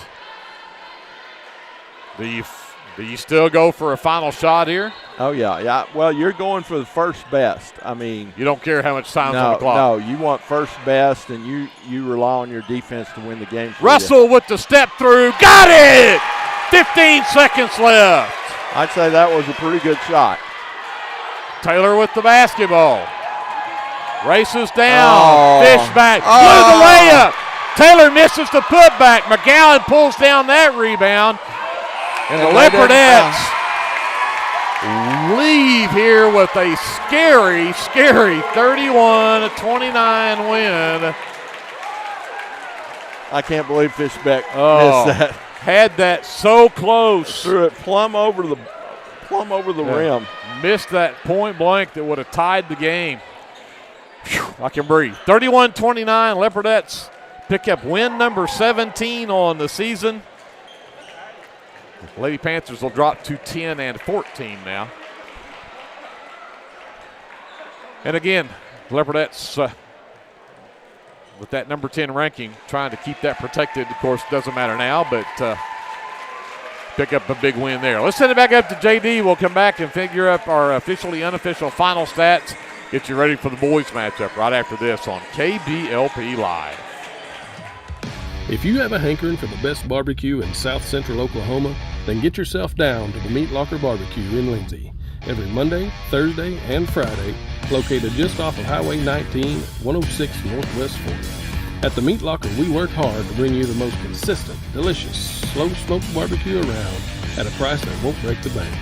And don't forget, we cater too, and we'd love to do the cooking for your next event. So come see us or give us a call, 405-428-1198, and visit our new website at meatlockerbbqok.com for the latest Meat Locker merchandise. We're proud to sponsor this broadcast of Lindsay Leopard Athletics and want to wish all the students, faculty, and staff a successful year.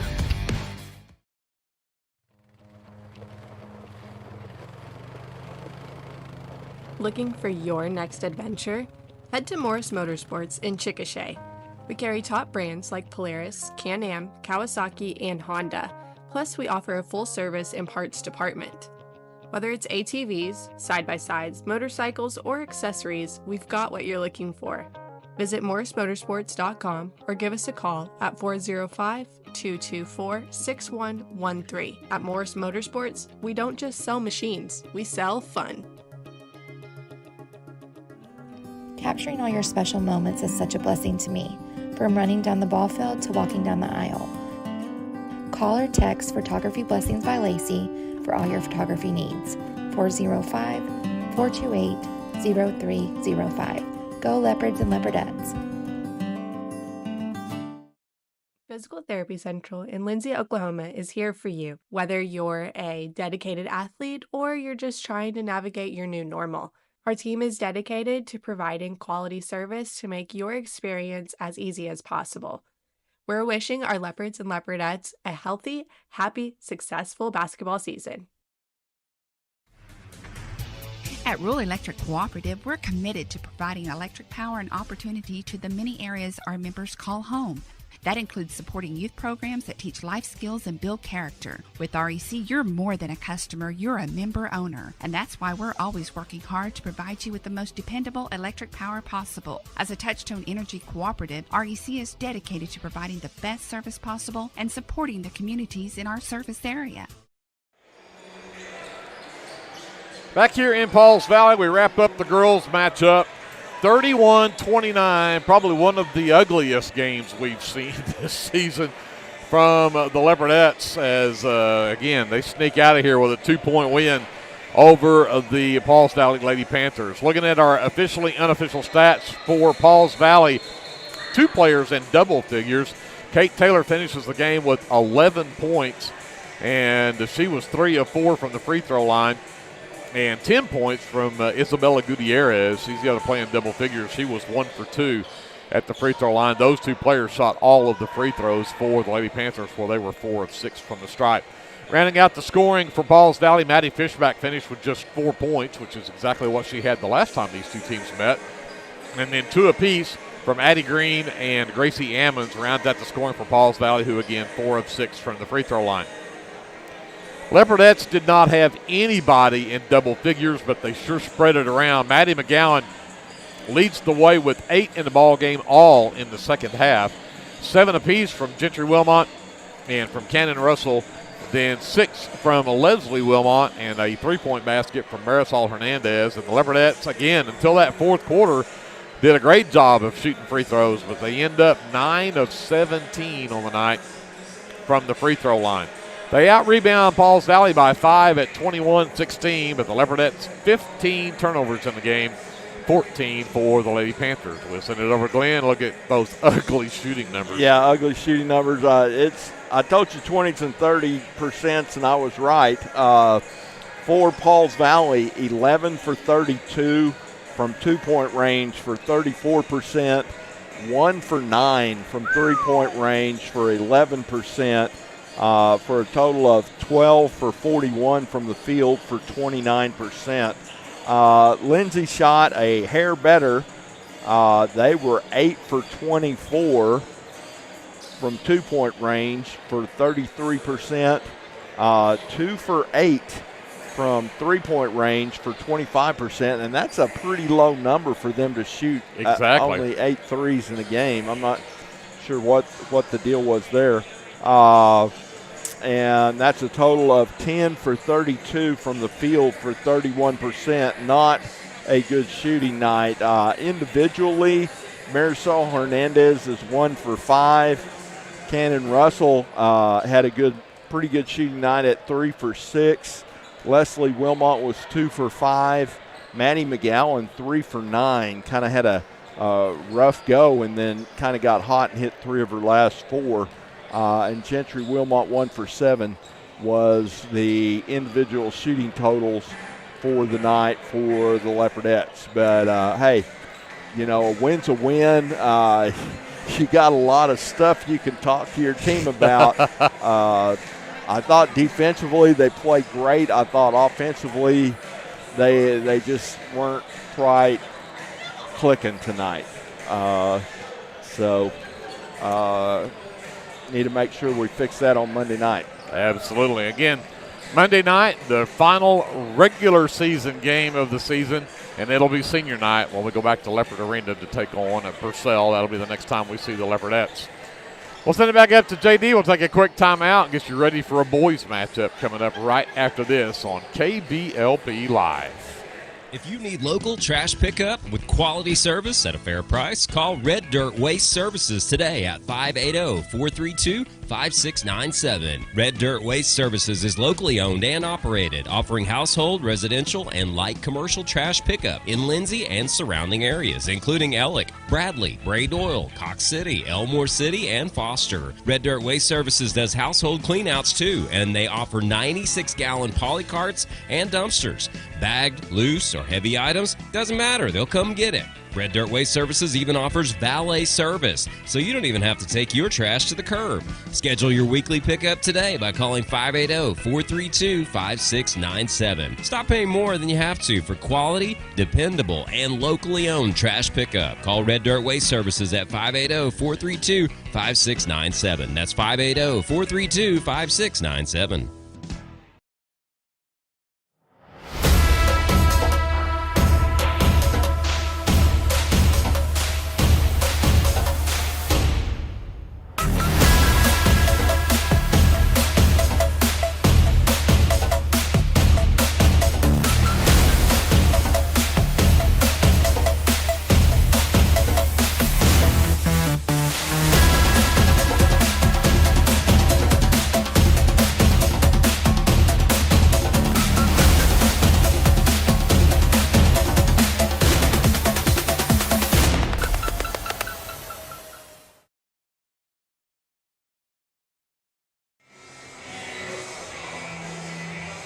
We'll get you set up for a boys game here between the Lindsay Leopards and the Pauls Valley Panthers. This is round 3 of this matchup. The Leopards met them in the Charles Cahaley Classic back right after the first of the year and met them in the second game of that tournament, round 2 of that tournament, and handed the Panthers a loss 50-37, 13 points.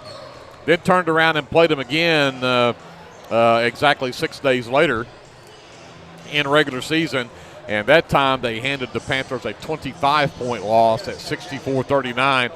A lot of that due to the fact that the Leopards were shooting lights out from the field They shot 55% from two-point range, 58% from three-point. They were 11 of 19 from behind the arc in that ball game. They shoot 56% from the field. Pauls Valley, 17 of 63 on the night. They shot 63 shots. The Leopards only shot 39 that night. It was 21 turnovers on the Leopards that created a lot of those shots and extra opportunities. But again, the Leopards did pull out the win in that one, but the three-point shooting was the difference. The Leopards are going to have to do that again here tonight. So let's get to the starting lineups. First for the Leopards, who are the visitors again. We'll get them on the board first. At guard, a 5'9 junior. Number 1 is Armando Hernandez. At forward, a 6-foot sophomore. Number 2, Isaac Cameron. At guard, a 5'11 junior. Number 3, that's Creed Taylor. At forward, a 6'2 junior. Number 23, Bryce Cater. And rounding out the starting 5 will be number 34, Gus Torres, the 6'3 junior. The Leopards come in 14-8 on the season. Head coach for the Leopards is Devin Terry, assisted by Gavin Wilson and Jacob Russell. Pauls Valley again coming off of a loss to Purcell on Tuesday night.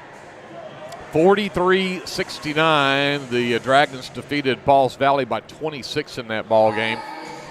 They had a 6-point win over Bridge Creek the game before that, and then had a 23-point loss to the Warriors, the same team that the Leopards just played on Monday night, and lost by 7, a game that the Leopards had an 11-point lead at one point, and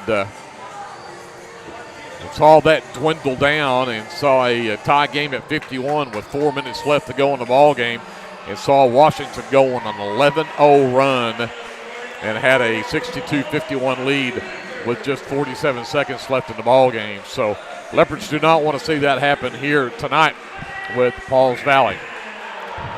Number 2 is Maddox Prince for the Panthers. He is a 6'1 senior. Number 3, Jorge Fabella. Fabella, the 6'2 senior. Number 11 is Tanner Perry. Perry, a 5'9 senior. Number 12 is Brody Brown. Brown, a 5'10 sophomore. And number 20, Jacob Medina, the 5'10 senior. This is a senior-heavy team for Pauls Valley. They'll start 5 seniors. 1, 2, 3, 4, 5, 6 seniors on this team. 5 of them start. And it seems like I've been calling their name forever and ever. Yeah, Prince, Fabella, Perry, the three-point master. Brown is a sophomore. I take that back. Brody Brown just a sophomore. Medina the other senior. But those guys have been playing, I think, forever, it seems like.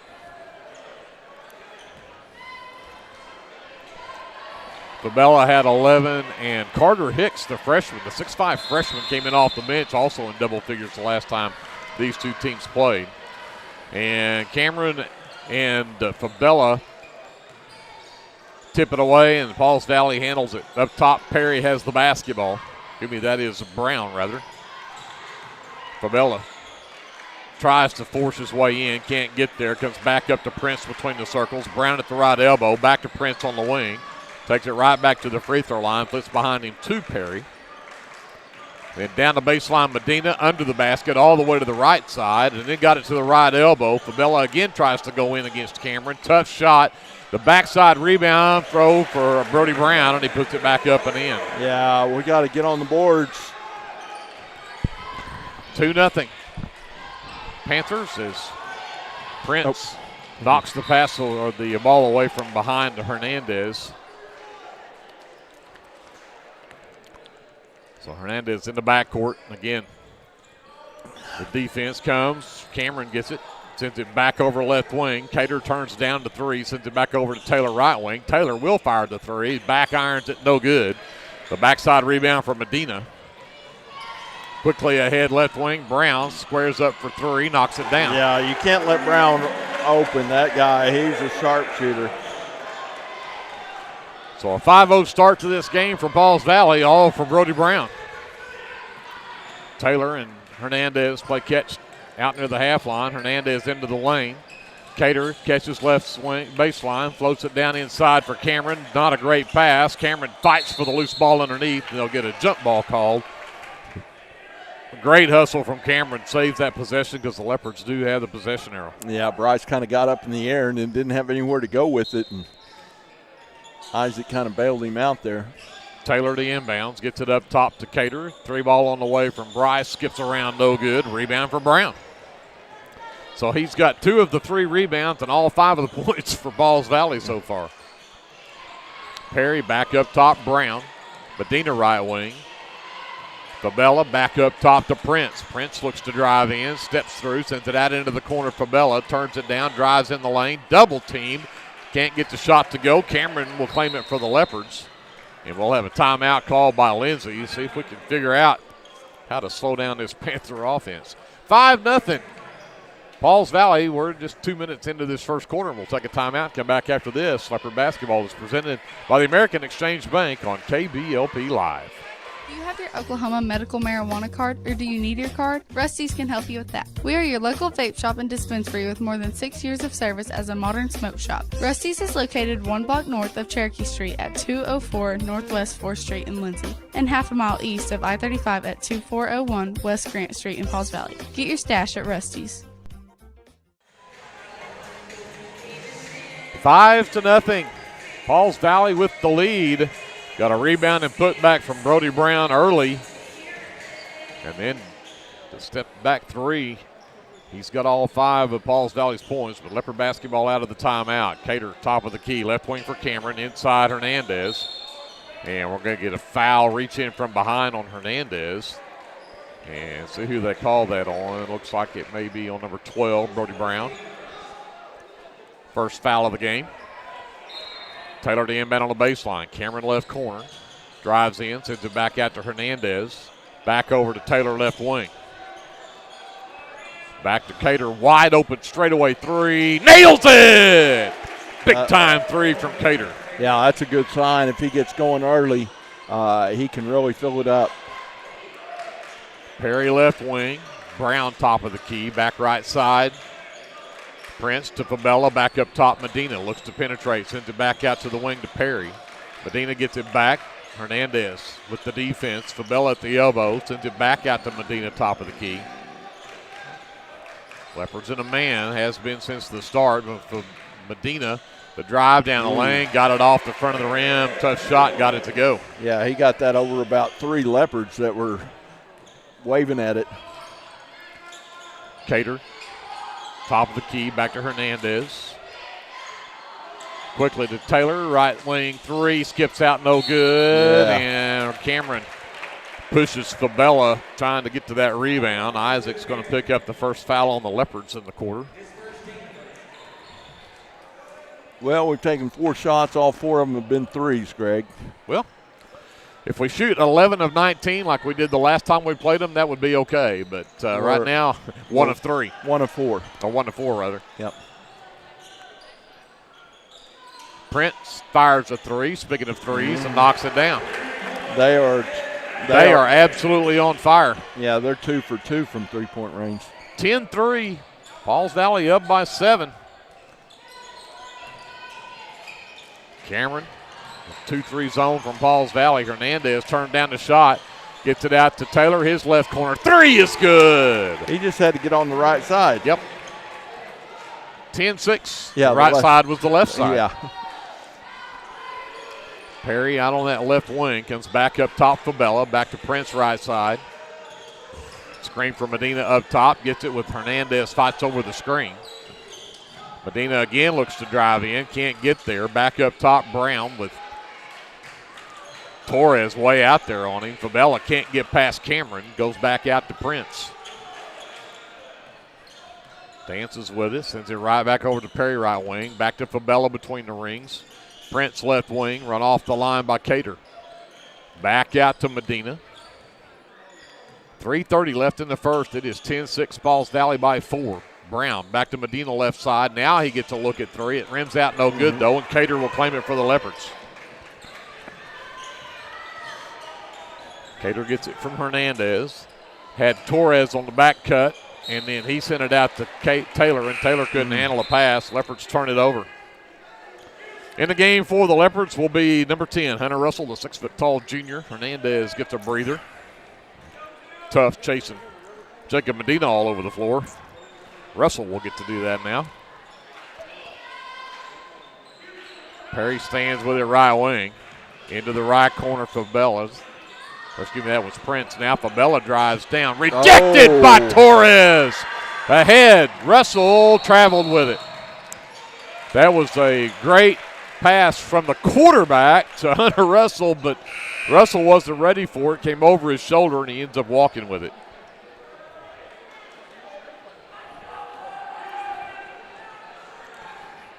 So 10-6, Pauls Valley with the basketball, up by 4, 2:45 left here in the first. Prince over to Perry. Perry gets around everybody, sends it to Medina left corner. Catch fire threes off the back rim. Rebound, Prince back out to Medina. He tried that again. That one's short. This time Cater, and he'll get the foul from Perry coming up over the back. Perry's first is the team's second.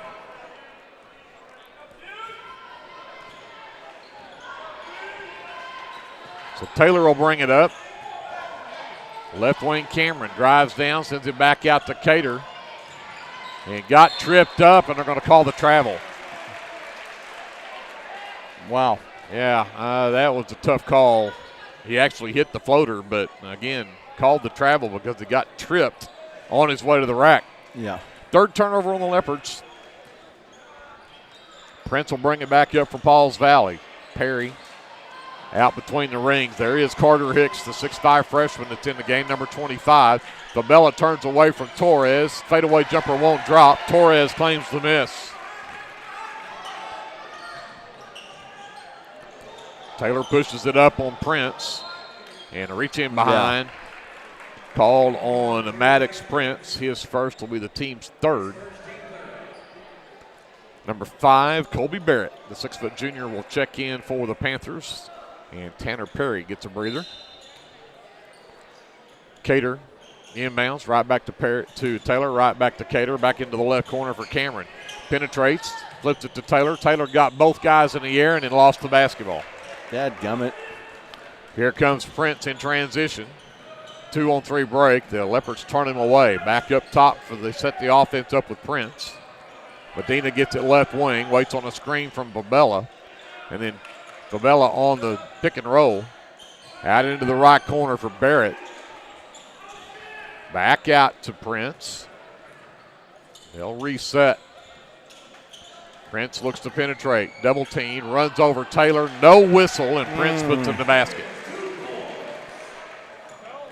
12-6. I always think that's either got to be a charge or a block. I don't know how you do that as a no call. Cater, wide open three, skipped out. Russell can't tip it back in. Medina will pull it away. Medina double teamed, and we'll get a reach-in foul called on Hunter Russell. His first is just the team's second. Brown checks back in for Pauls Valley, along with number 4, Zach Williams. Prince gets the inbounds. Medina, Hunter Russell went for the steal, didn't get it, and it left Medina an easy one. 14-6, the 8-point lead. Now the biggest of the game for Pauls Valley with 35 seconds left. Cater right wing. Double team, sends it out to Taylor. Taylor into the lane, gets it back to Cater right side. Back to Taylor into the right corner. 3-ball on the way from Taylor. It's up and good. 14-9, the Leopards back within 5. We still have yet to take anything but a three-point shot. Down to 5 seconds. Medina dances with a basketball. Pass inside, stolen away by Taylor. The half-court shot. Oh! Nearly in for Cater. But the Leopards are down by 5 at the end of one. 14-9, Pauls Valley on top. We'll send it back up to JD. We're back with the second quarter after this. Leopard basketball is presented by the American Exchange Bank on KBLP Live.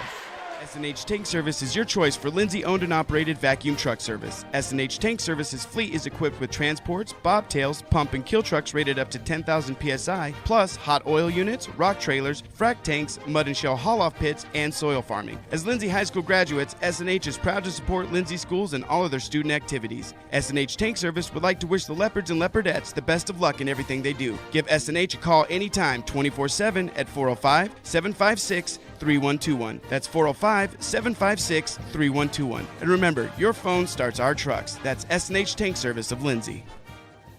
The Shopper News Note isn't just another paper. The Shopper News Note is a weekly publication that arrives in your mailbox every Wednesday for free. The Shopper offers free Shopper Topper advertisements as well as news notes and classifieds. And everyone at the Shopper wishes the Lindsay Leopards good luck this season. Go Leopards!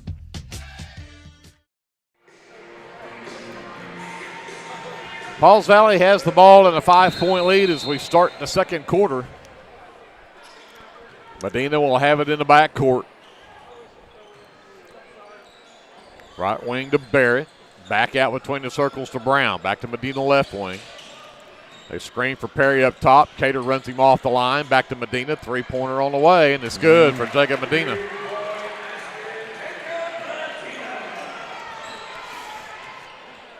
(17-9), back to an 8-point lead. Cameron left corner, back to Taylor left wing. Skip it all the way to Russell right side. Back to Cater top of the key. Back over to Taylor left wing. Underneath, Torres had trouble getting a hold of it, but a reach-in foul is going to be called on Pauls Valley.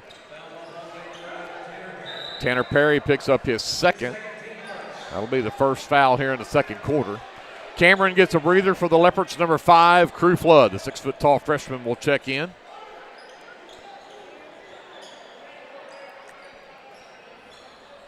Back in for Pauls Valley is Jorge Fabella. Taylor to inbounds baseline. Lob it all the way to Cater, right back to Taylor in the left corner. Brown right there with him.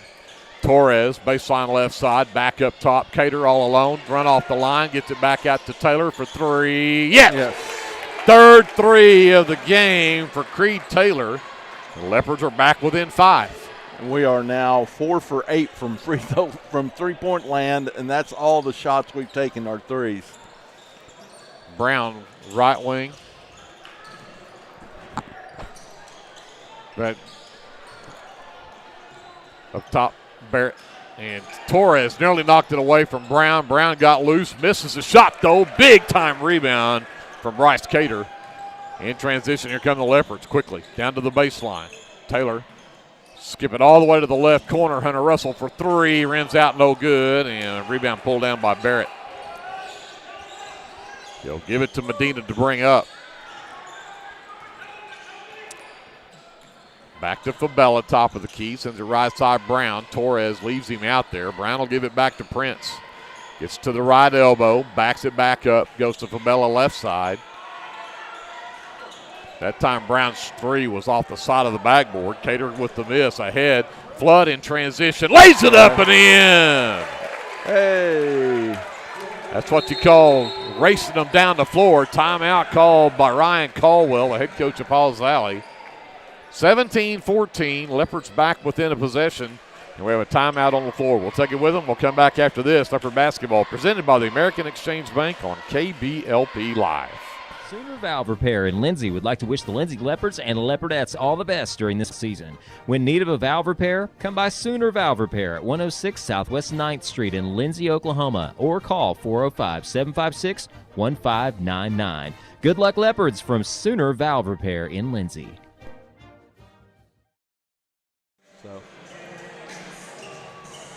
17-14, Pauls Valley by 3. 5:58 left to go here in the first half.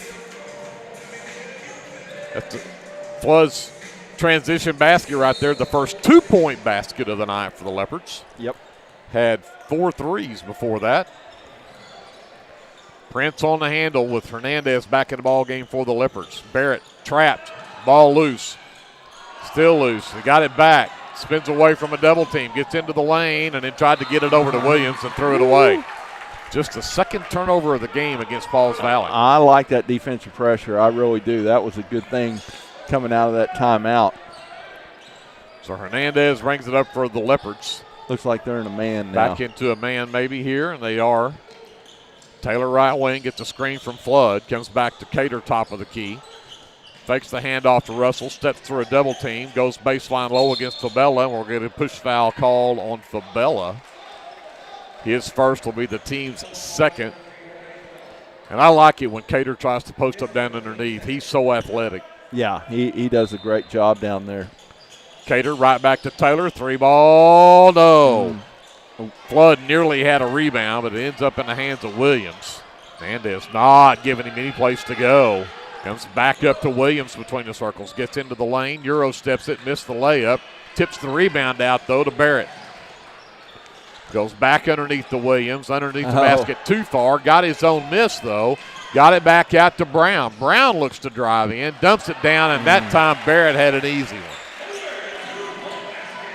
It's too many shots at it. We got to block out and get those rebounds.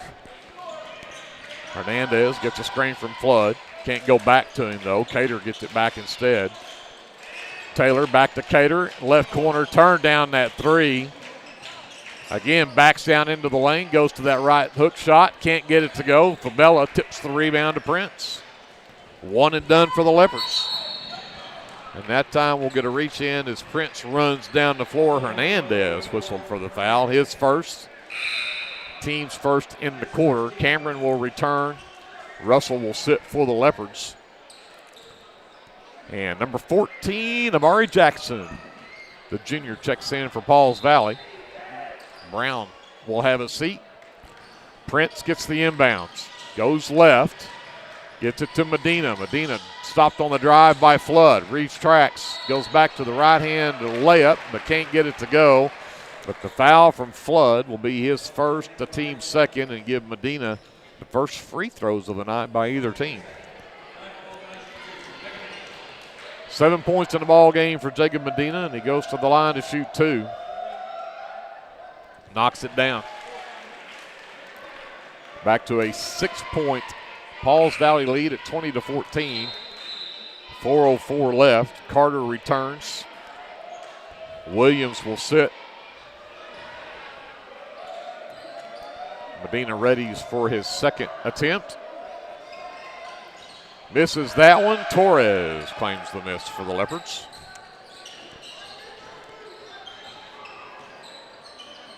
Taylor right wing from Hernandez.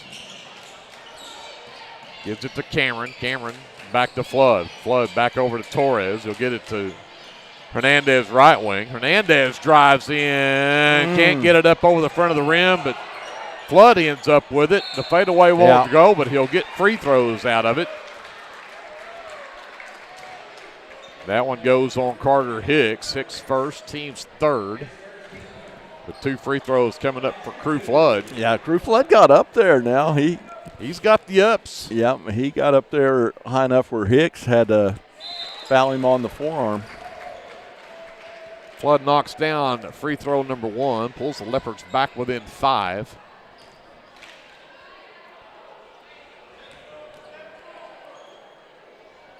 Flood's second one on the way. That one also good. He's got 4 in the game. 20-16, excuse me. Pauls Valley by 4, 3:35 left here in the half. Prince across the timeline, sends it left wing to Perry, back to Hicks between the circles. Prince gets it back. They'll screen to get Medina open, but Flood does a great job of getting over that. Perry can't get away from Taylor. Fabella back to Perry left wing. Back out to Prince, top of the key. Fabella at the right elbow. Hands to Prince. They jump it. Comes back to Fabella. Now to Hicks down low against Torres. Got it up and in. 6-5 against 6-3. 22-16. Pauls Valley by 6. Hernandez left side. Gets into the lane. Dumps it down to Flood, who couldn't handle the pass. Turnover number 5 on the Leopards.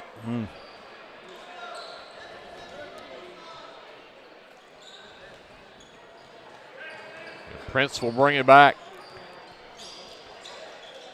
Perry high right side. Back out Fabella between the circles.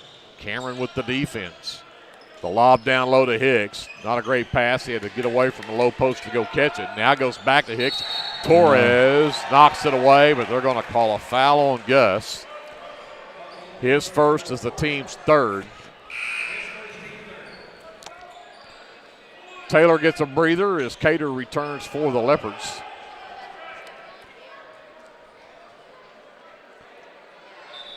Prince will inbound on the baseline. Brown returns for Pauls Valley, and Fabella checks out. They go back inside to Prince, who tries to back everybody down. Had 3 black shirts there, and there's the big 6'5" Hicks, who came up with the backside rebound, was fouled on his putback. Oh, they're calling it on the rebound on the floor. Erase. Hernandez whistled for his second.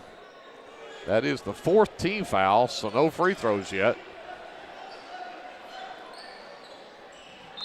Medina will trigger. Got it to Perry. Back out to Prince. Medina all the way to the top of the key. Flood with him step for step. Dances, fires a 3. Missed it. Back iron, but Perry tracks down the long rebound. And then stepped out of bounds. No, double dribbled it. So turnover number 3 on Pauls Valley. They've been good about taking care of the ball tonight so far. Cameron will bring it up for the Leopards. Works around a screen from Torres. Comes back to Cater, top of the key. Back to Flood, left side. He'll pull it back up top. Reset the offense. Russell around the Torres screen. Steps back. Now has Perry on him. Cater flips it to Cameron. Cameron gets into the lane. Takes it all the way to the rack. Lays it up and in. Nice move from Cameron for his first basket of the night. 22-18, Pauls Valley by 4. 1.5 minutes left here in the first half. Prince with the handle. Medina lost it, got it back, takes it in the lane. Shot won't drop. Rebound Cameron. Whew. Big time rebound right there off the miss from Medina. Yes, it was. Cameron tries it to the rack again. This time it won't drop, and Hicks claims the miss for Pauls Valley. Medina to Prince. Prince into the lane, runs into Torres, but the shot goes up anyway. 24-18, back to a 6-point deficit for the Leopards. We're under a minute to go here in the second quarter.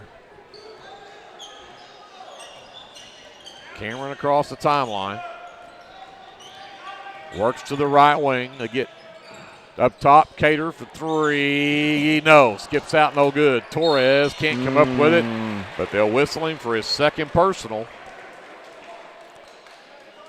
That is team foul number 5, but since it's offensive, they won't give free throws out of it. Or will they? It's on the rebound, so not player control, so they will shoot free throws. Yep. 36 seconds left. Pauls Valley led by 8 at 14-6. See if they get a couple of free throws here from Tanner Perry. They can go right back to that, but Perry misses the front end of 2. Tanner has not scored tonight for Pauls Valley.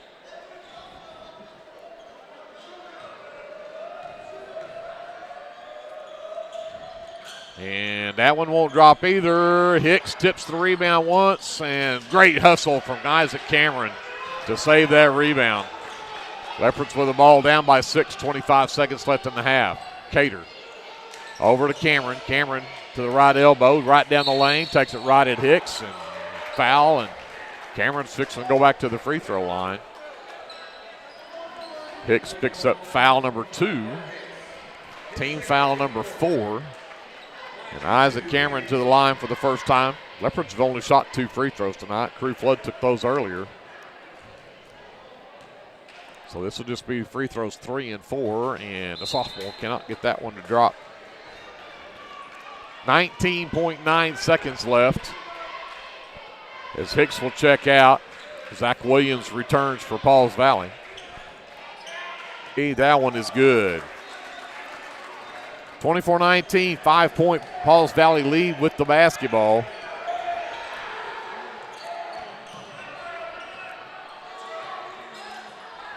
Crosses the timeline, hands to Fabella. Back to Medina, nearly lost it, drives the lane, sends it over to Brown, played it perfectly, and Brown got an easy basket at the buzzer. Also does quilting and alterations. Load up that laundry basket and head to Sunshine Suds, located at 107 Southwest 2nd Street in Lindsay, Oklahoma, or give them a call at 405-756-2850. Super C Mart in Lindsay is proud to cheer on our Leopards and Leopardettes. Come see us for all your game day snacks, or bounce back from a late night of Leopard basketball with one of our goodies from the bakery section. And make sure to download our app so you never miss a deal. Tabor's Drug has been locally owned and operated for almost 60 years and has employed many Leopards and Leopardettes. We are very proud to be a supporter of our sports teams. At Tabor's Drug, your prescriptions are filled with care and accuracy, and our pharmacist is available for free consulting concerning your prescriptions bought at Tabor's. We also offer interpreters for our Spanish-speaking friends. We are a very friendly store that has that small town feel. You can reach us at 405-756-4511. Come and see us. T&W Tire is a family-owned, full-service commercial tire company. As a leader in auto repair, T&W is more than just tires. Our highly qualified mechanics can get you back on the road no matter what you drive. We also specialize in serving the tire needs of commercial fleets, oil and gas, construction equipment, and a variety of industrial Oklahoma, or look up one of our many locations. Your hunger. The Traveling Taco Truck has locations in Lindsay and Blanchard and is available for catering services. You can contact El Unico to book your next event at 405 your next event. You a small business needing a little creative pick-me-up? Do you need to refresh your creative services? Offers services for logo design, business cards, photography, videography, and pretty much everything in between. Find me on Facebook at Tailored Creative Services. Time, your American Exchange Bank halftime show with your officially unofficial stats. Great period, Glenn Shoemake. And the Lindsay Leopards down by 7 here at halftime, 26 in the first half. 7 apiece from Brody Brown and Maddox Prince. 2 apiece from Kobe Barrett and Carter Hicks. Pauls Valley just 1 of 4 from the charity stripe in that first half. The Leopards are led by Creed Taylor, 3 threes in that first half. He finishes with 9 here at halftime. 4 points from Crew Flood, 3 from Isaac Cameron, and a 3-point basket from Bryce Cater rounds out the scoring for the Leopards, who went 3 of 4 from the free throw line there in the first half. Teams are all tied up at 12 rebounds apiece. Leopards had 5 turnovers, and Pauls Valley had 3. With that, we go talk to Glenn. Well, shooting has been mediocre. Pauls Valley 8 for 17 from 2-point range, 3 for 8 from 3-point range, 2 for 5 from 2-point range, 4 for 11 from 3-point range, for a total of 6 for 16 for 38%. I don't think I've ever. Well, so when we played this team back in January, second week of January, the Leopards finished. They're doing what they did. Now they finished that game though, 11 of 20 from 2, 11 of 19 from. There's a difference. Yeah, and a lot of it is our shot selection hasn't been that great. You can't just settle for threes, even if they're running a 2-3 zone. Get the ball in the gaps, pull up, get your mid-range game going, and get on the boards. That's something, too. I don't know if you keep offensive, defensive, but we haven't gotten a lot of offensive rebounds. Yeah. So, again, the Leopards trail by 7 here at halftime. 26-19 is our score. That is your American Exchange Bank halftime report here from Pauls Valley. Again, don't forget now, coming up Friday night, next week, playoffs start. Monday night is the change in the schedule. The game that was supposed to be at Chickasha on Monday night was canceled. The game against Purcell that was supposed to be on Tuesday night is now going to be on Monday night. So Monday night, the final regular season game will be there at Leopard Arena against Purcell. It will be senior night, so make sure you make plans to be They're at home coming up on Monday, so a fairly quick turnaround for these teams to play tonight and in turn drew a bye.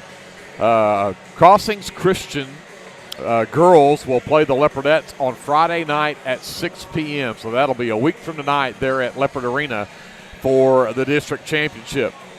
And the Crossings Christians boys are in 4A. And so because of that, there is no team to match up with the Leopards for that. So that's why the Leopards get a bye. They're automatically district champs. They will not play this coming Friday, a week from tonight, like the Leopardettes will. So there'll be one game that night at Lindsay, or at Leopard Arena there in Lindsay for the girls. Then we will turn around and do the follow at Lindsay with the Leopards taking on Millwood, who also got a bye at district. So Lindsay Millwood boys will play the nightcap that night at 7:30, and then the winner of that Lindsay girls game, the Leopardettes and Crossings, will play the 6 o'clock game right before the boys play. And if coming up on Monday night's game, as we bring you the final regular season game, the Leopards and Leopardettes will get Monday night, Friday night, and the following Thursday at home, and that'll be the last time they'll see Leopard Arena for the season. So make sure you come out and support your hometown team. Greg Peary, Glenn Shoemake, Andrew Lyon, J.D. Scruggs, Kevin Scruggs here in Pauls Valley. Colton Harrell back at our studios. I haven't seen Kevin. I don't know what he's doing. Well, he's probably found him another hot dog, if I was guessing. Yeah. But he's a I agree. They do have ice cream down there. They should be bringing us ice cream. Yeah. Leopards with the ball to start this third quarter. See if the Leopards have figured out something to get some points on the board here in the second half. Hernandez on the handle. Can't find Torres on the pick and roll, so they'll back it up and reset. Taylor right wing.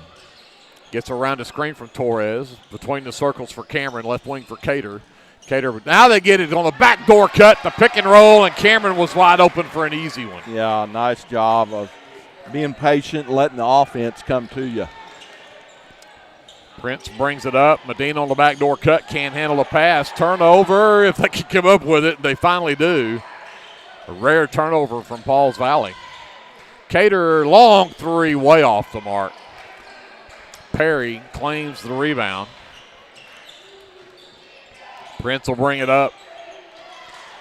Perry left wing, back to Brown between the circles. Right side for Prince. Medina races out. Hernandez will get called for foul number 3 with a hand in the back trying to knock that pass away. His third personal is just the first team foul here in the quarter. Medina will get it back. Sends it to Prince on the right wing. They look for the back door. They try to spring for Prince up top. He does get it. 3 ball on the way. Skips out, no good.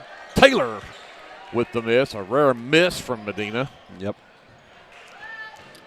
Taylor, Cameron wide open down low. Ball finally does get to him. Got an and one! Tough shot. Strong move from Isaac Cameron. And he'll head to the free throw line as the basket counts. The foul goes on Brody Brown, his second. The first team foul. Yeah, and Isaac's been moving without the ball, and he's been really making himself available there, and they're finding him, and he's finishing. Cameron at the line, got the kind roll, and he's got all 5 of the Leopard points here to start this third quarter, and he has single-handedly brought the Leopards back within 2 on a 5-0 run. Perry left side, they'll leave him alone, and the Leopards get a break. He misses that shot. Fabella had the miss, and it's stolen away by Russell. Great play from Hunter Russell. Taylor at the free throw line. The backdoor cut from Cater. They lay it up and in. Timeout, Pauls Valley. The Leopards have climbed back on a 7-0 run to tie the game at 26 with 6:07 left in the third. We'll take a timeout with them. We'll come back to Pauls Valley after this. This is Leopard basketball presented by the American Exchange Bank on KBLP Live. For over 68 years, Winans Funeral Home in Maysville, Oklahoma, has been serving families in the area during their greatest time of need, the loss of a loved one. We treat each family as if they were our own and consider it a true calling to minister to each and every family that calls upon us. We don't take caring for your loved one and your family lightly. Your care is important to us. Call on us 24 hours a day, 7 days a week, where our staff can assist your family with immediate need with the loss of a loved one, pre-need arrangement planning, pre-need burial insurance, along with questions regarding funeral burial trust accounts, Veterans Administration, and Social Security benefits questions. Myself, John W. Williams, Teresa, and Claudia are well experienced in these areas and will be more than happy to assist you in any way we can. Winans Funeral Home in Maysville, where you are family. Back here in Pauls Valley, the Leopards have gone on a 7-0 run to start this third quarter, and they have tied the game back up at 26. Cater with some backcourt pressure on Prince. He will bring it up, though. Gets it over to Perry. Oh, somebody left Fabella wide open on the backside, and he got it. I don't know. That was a missed assignment somewhere. Yeah, they come out. They were going to trap, and somebody didn't rotate. 28-26. Pauls Valley back up by 2. Isaac Cameron hit the 3. I didn't look up to the time and see it go through the net. I didn't know who shot. Yep. Isaac's feeling it. 29-28, Leopards by 1. Prince steps through, block from Torres, and threw it away. No, it's going to be knocked out of bounds by Perry. A great look down the floor for Taylor, though, in transition. Yeah, I think Gus might have got away with one right there on that block, but hey, they've been consistent. They're letting them play. Taylor into the right corner for Russell. Back to Taylor on the wing. Torres, low post right side. Back out to Taylor. Gets in down. Dumps it down low to Cater. Steps through. Got Fabella in the air. And Fabella will pick up foul number 2. That'll be team foul number 2. And that'll put Bryce Cater at the free throw line.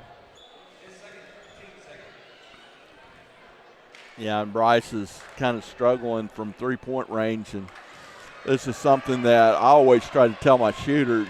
If you're struggling, get to the free throw line and see that ball go through the hoop a few times, and maybe that'll give you confidence. Well, Cater missed the first, but he got the second. He's got 6 in the game, and the Leopards are back up by 2 at 30-28. Prince on the handle. Medina comes to get it, sends it to Perry. Quickly left side, Fabella. Back over to Prince, into the right corner for Perry. Prince, top of the key, steps behind the three-point line, missed it strong. Perry with the rebound, though, does not want to have anything to do with Torres. Sends it back up top. Medina dances with it, comes back to Fabella between the rings. He'll send it to Prince left wing. He'll dribble back up top. Prince inside, sends it out to Perry, run off the three-point line, sends it back out to Brown. Brown turned down to 3, gets in the lane, the floater's off the mark, rebound Torres. Cameron brings it up, sends it over to Taylor. Back over to Cameron, top of the key. Now to Russell left wing. Inside, short corner Torres, back out to Cameron, 3-ball on the way, no. Rebound Perry. Medina will bring it the other way. We just hit the halfway point of this third quarter. Leopards hanging on to a 2-point lead. Medina drives down, and they're going to get another push foul. As Medina takes it to the rack, Russell picks up the foul. It'll be his second, just the second team foul. Medina on the baseline to trigger. Big 6'5", Carter Hicks, number 25, checks in for Pauls Valley. Brown checks out. Hicks has it top of the key. Prince looking at Cater, rejected by Torres, and let's see who they call the foul on. And I think they're going to get it on Torres. Yeah, he came down, but I thought he got all ball. That'll be Gus's third.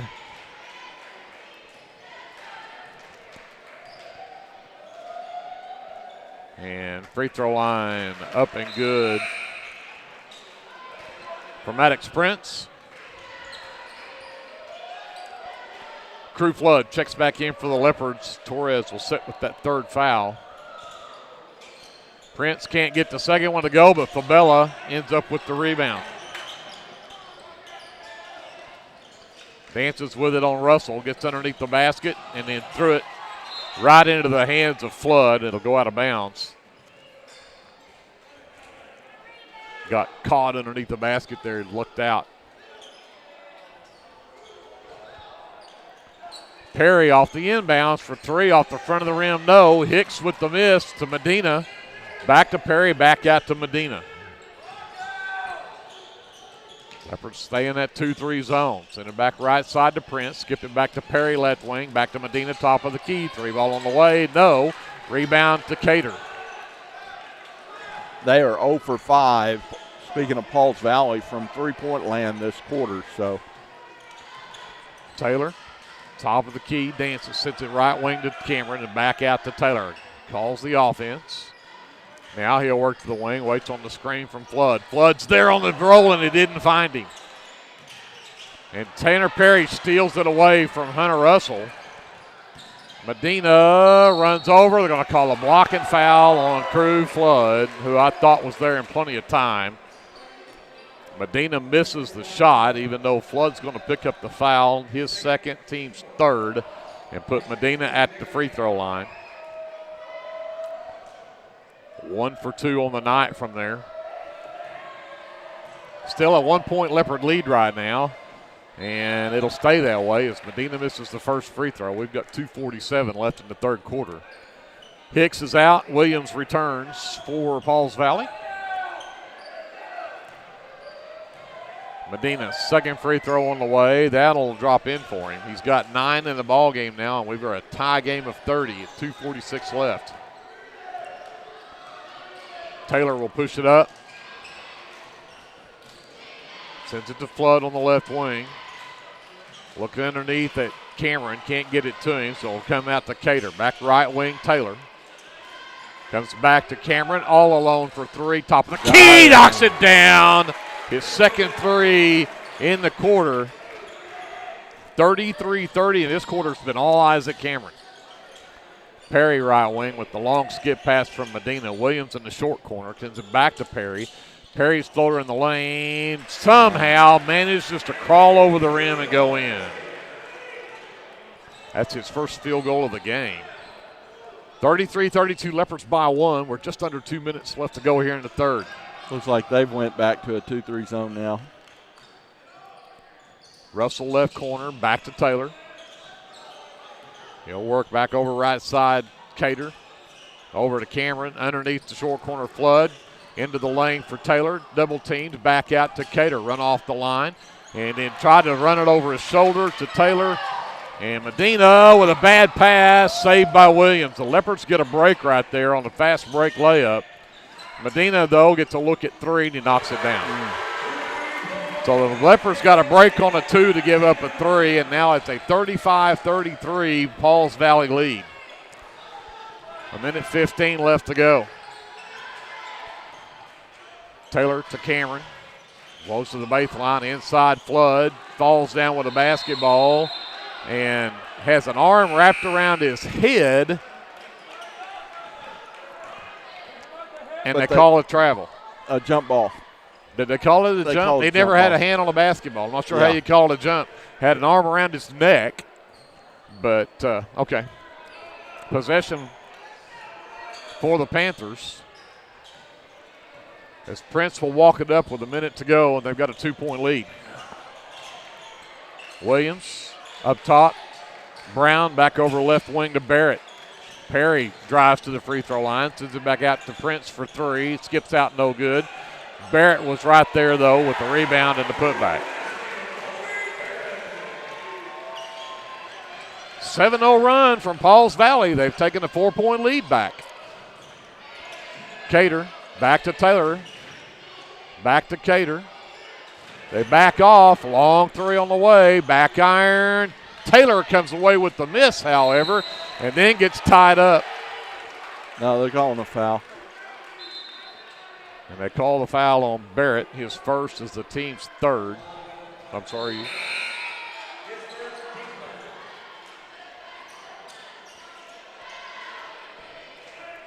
So Taylor will bring it down under the basket as Jackson checks in. Prince checks out for Pauls Valley. Cater gets the inbounds, comes right back to Taylor. He'll pull it back out with 20 seconds left. Backs off, fires a three. It's good. Fourth three of the game for Taylor. He's in double figures. And the Leopards are back within one with 10 seconds left. Perry. Flood with the steal. 4 seconds. Got time. Cater. Caught in the air. Taylor for three. Oh, they call a foul. We're going to call the foul. Taylor should get 3 free throws here with no time on the clock as Barrett flies into Taylor on the three-point basket. Barrett's second is the team's fourth. Not that it matters now, but 3 free throws coming up here for Taylor. Knocks down number one. Ties the game back up at 37. And, that one rolled around twice before it fell through. Puts the Leopards up by 1 and make it 2. He knocks down all 3 of them. He now has 15 in the ball game, and it's 39-37. Leopards by 2. That is the end of the third. We'll be back with the fourth quarter after this. This is Leopard basketball presented by the American Exchange Bank on KBLP Live.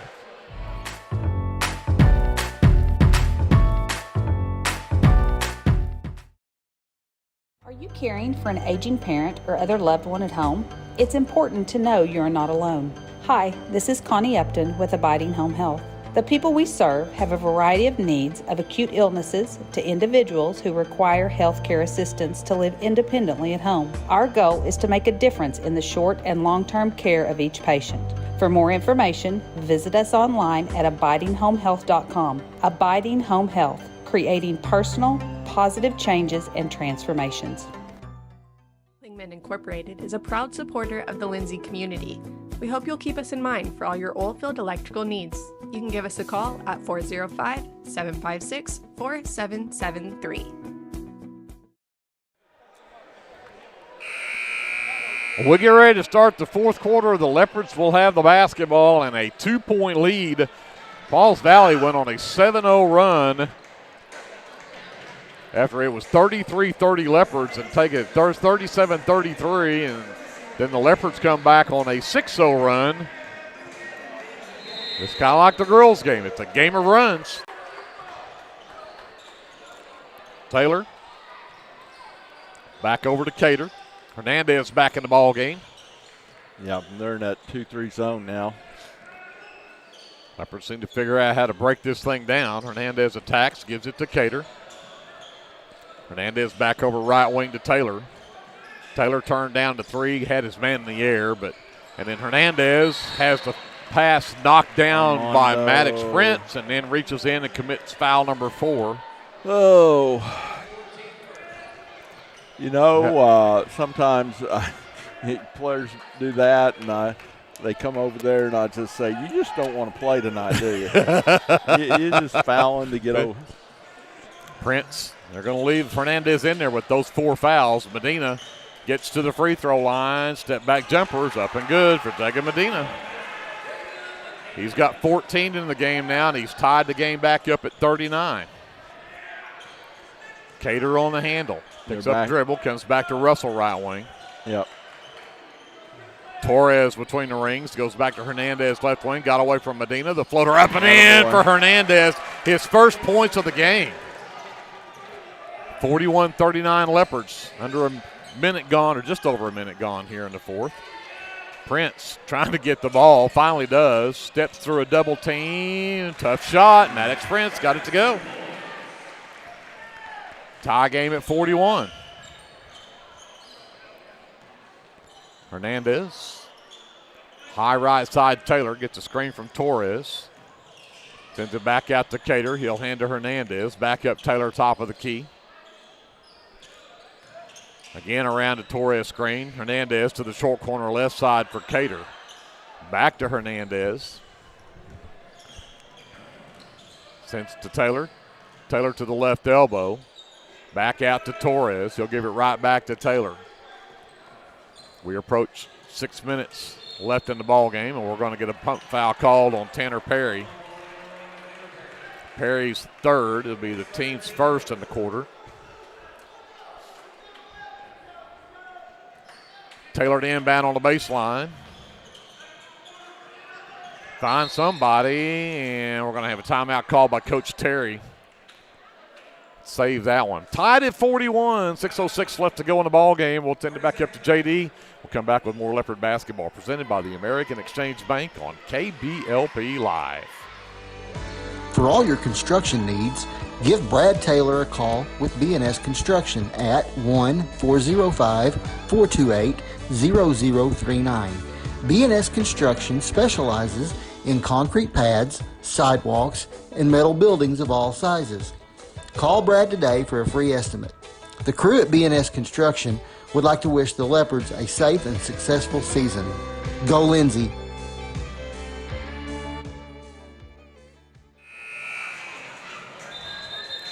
.606 left in the ball game. We are all tied up at 41. It'll be Leopard basketball out of the timeout under their own basket. 6 Taylor minutes will left trigger. Here. A lot of time. Yeah. And Hunter gives it back. That gets an elevator screen. Cater gets a look at three, and he knocks it down. Second three of the game for Cater. 44-41 Leopards. Up top for Fabella. Back over to Brown, right wing. Sends it back to Prince, left wing. Taylor with the defense there. Comes back to Fabella. Can't get it to Prince. They'll send it to Perry on the wing. Perry to the elbow. Lobbed it down for Fabella. Saved it in bounds. And Taylor's hurt.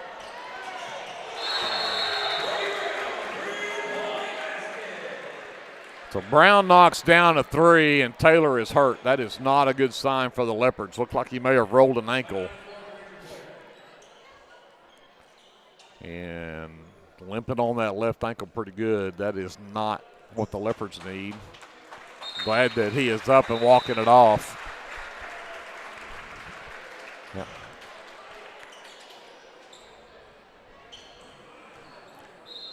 So Russell back in the ball game. Hernandez will bring it up. Cater around the Torres screen. Goes to Cameron. Back to Hernandez. Fake the handoff. Takes Medina to the baseline. Prince comes with a double team from the backside. Knocked the ball out of bounds.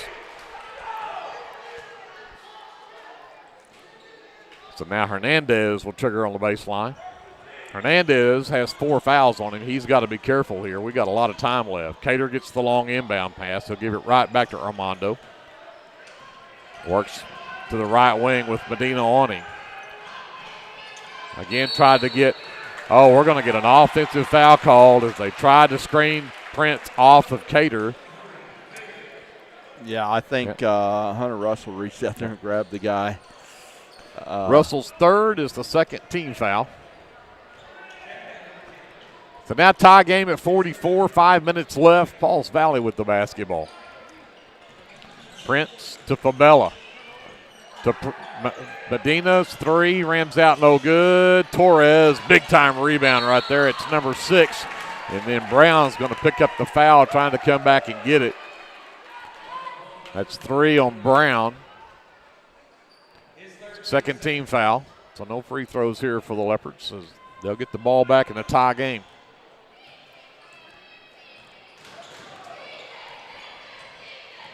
Hernandez tried to get the backdoor cut to Russell, but it was punted out of bounds by Medina. All the way up into the stands, I think.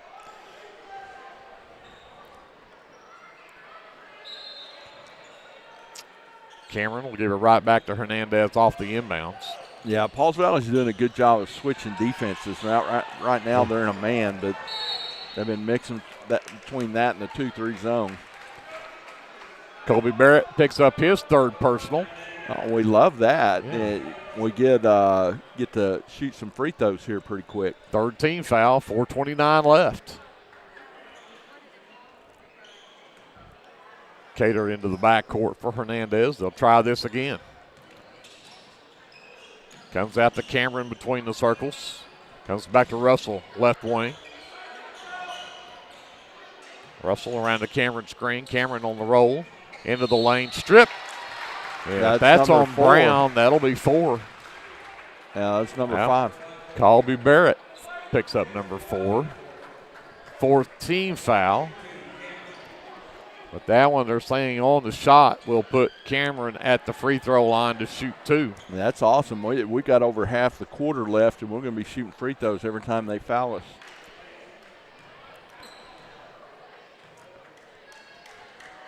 And Isaac got a kind roll on the first one to knock it down, put the Leopards up by 1. Hicks and Perry return. Brown and Barrett check out for Pauls Valley. Cameron readies for his second free throw, and that one's off the front iron, no good. Fabella comes down with a rebound. Leopards by 1 as we approach the halfway point of this fourth quarter.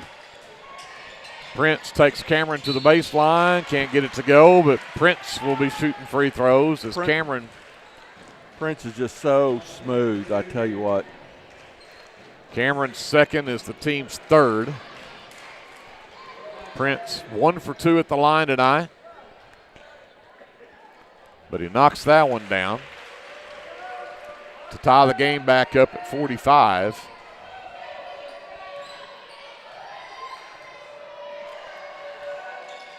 He got them both. Pauls Valley back up by 1, 46-45. Cater, high right side around the Torres screen. Thought about that three. Now goes back to Torres. Takes Fabella underneath, lost the handle on the basketball, but Cater ended up with it. Tried to go right back to Torres and threw it out of bounds.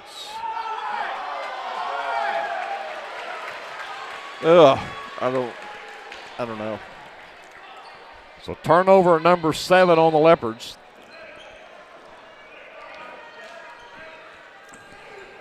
Pauls Valley now has the ball in a 1-point lead. Prince on the handle. Fabella right elbow. Gives it back to Medina on the wing. He'll bring it back out near the half line. Russell stays with Medina. Fabella gets it to Prince on the backdoor cut. Prince got the basket. 48-45, Pauls Valley. 3:10 left. Cater around the Torres screen, goes baseline, and traveled with it. You know, the Leopards came out in that third quarter, went on that 7-0 run. Right. And they were getting backdoor cuts, getting easy layups, and now they've gone completely away from that. Yeah. I don't know what they'll do here. Got to figure out something with 3:04 left, down by 3. Let's take a timeout with them. We'll come back to Pauls Valley after this. This is Leopard Basketball presented by the American Exchange Bank on KBLP Live. BC Factoring and Finance is a local, family-owned finance company. We assist small businesses with flexible and creative financing solutions to meet their cash flow needs. Call us to discuss ways we can help free up your time to focus on building your business. Visit us online at bcfactoring.com or give us a call at 405-259-2104. Go, Lindsay! Craving a taste of authentic Mexico right here in town? Head over to Casa 13. Order to go and settle in for all your leopard action at home. Now serving breakfast Saturdays and Sundays. Come see us at 110 Southeast 4th Street. Go Leopards!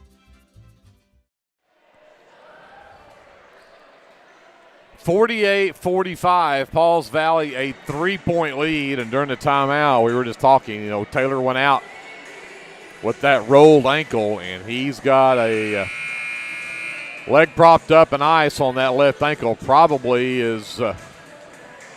out for the game. He's definitely out for the game. Once you put ice on it, you're done for the game. But now you got to worry about Monday and beyond. Yeah. Of course, thankfully the Leopards do get that long break before they have to play in regionals. But Pauls Valley with the basketball, under 3 minutes to go now with a 3-point lead. Medina against a triple team, can't get it to go. Torres pulls down the miss for the Leopards. That's his 7th rebound tonight. He has no points, but he's got 7 boards. Yep. Hernandez out to Cameron between the circles, works left to Cater. Cater back to Torres between the rings. Cameron trying to post up Fabella. They'll go to Hunter Russell instead. Now Cameron back left side to Hernandez. Hernandez fakes a three. The floater down the baseline too strong, and Medina comes down with a miss. Here comes Prince the other way. Fabella stands with it right wing, sends it to Carter Hicks, who's checked back into the ball game. And now Pauls Valley may spread the floor, try to run a little clock here. No, they won't. They'll go a back door to Medina, who'll get a basket and an and one. And if they're going to call that on Hernandez, and they do, that'll be number 5 on Armando, the 4th team foul. But Medina's going to get an and one out of this. To put right now, Pauls Valley up by 5 at 50-45, as Flood will check in and replace Armando. Fouls out with 2:05 left. And Medina completes the old-fashioned three-point play to make it 51-45, Pauls Valley. 2 minutes to go. Leopards have got some work to do. Russell on the handle to Cameron. Has Prince on the defense. Works to the right wing, back around to Torres Screen, back to Cater, lot the flyby, 3-ball on Cater on the way, and it's good. Timeout, Lindsay. Let Fabella fly by, drops it in for 3, and the Leopards are back within possession with 1:42 left. Need another one of those. For sure. A minute timeout. Let's take it with them. We'll come back to Pauls Valley after this. This is Leopard Basketball presented by the American Exchange Bank on KBLP Live. This is Brandon Cottrell, pastor at Calvary Baptist Church. Just want to take a moment and invite you to come worship with us this Sunday. Classes begin at 9:30 and worship follows at 10:45. We have something for all ages each Wednesday night. Meals begin at 5:30 and Bible study follows at 6:30. We would love to have you come be a part of our worship. We're located 410 West Chickasaw. Come join us. Clements Insurance provides insurance coverage to best suit your needs.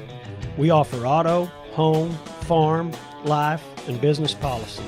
Come by 109 West Chickasaw or call 405-756-2253. Clements Insurance is carrying on the tradition to satisfy you. So come see me, Keith, or Beth. Go Lindsay. 51-48, Pauls Valley with a 3-point lead. We've got 1:42 left in the ball game. Leopards, will be putting full court pressure on right here. Yeah, and they're pretty good at it. Pretty good at it when they do it. Fabella gets it into Prince. They'll wait to trap, lob it back over to Medina, get it to Fabella. And there's the turnover. The Leopards got the stop. It's only turnover number 6 on Pauls Valley, though. Cameron into the lane, takes it to the rack, got it rejected by Prince out of bounds, though. It'll be Leopard basketball. 1:24 left.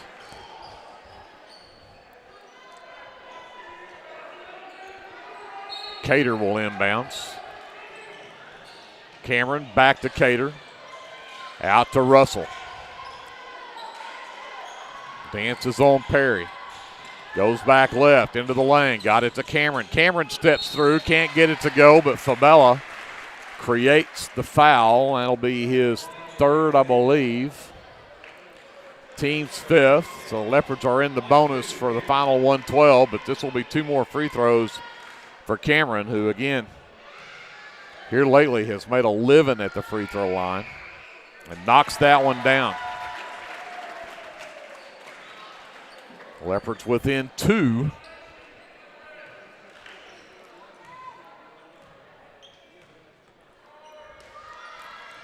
Got them both.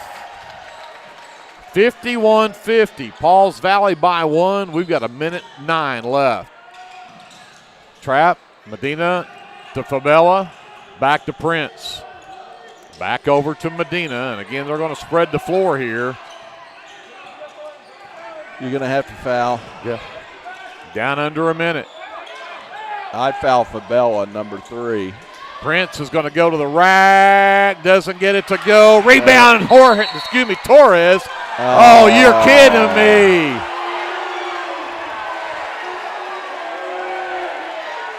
We are obviously sitting on the Lindsay side of the stands. That was a rebound by Torres, and they call a jump ball and a possession arrow to Pauls Valley.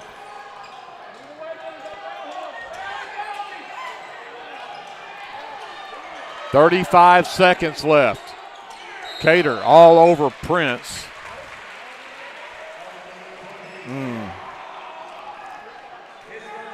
Just the first personal on Bryce. The 15 foul. That'll put Prince at the line. Prince is 3 of 4 there tonight.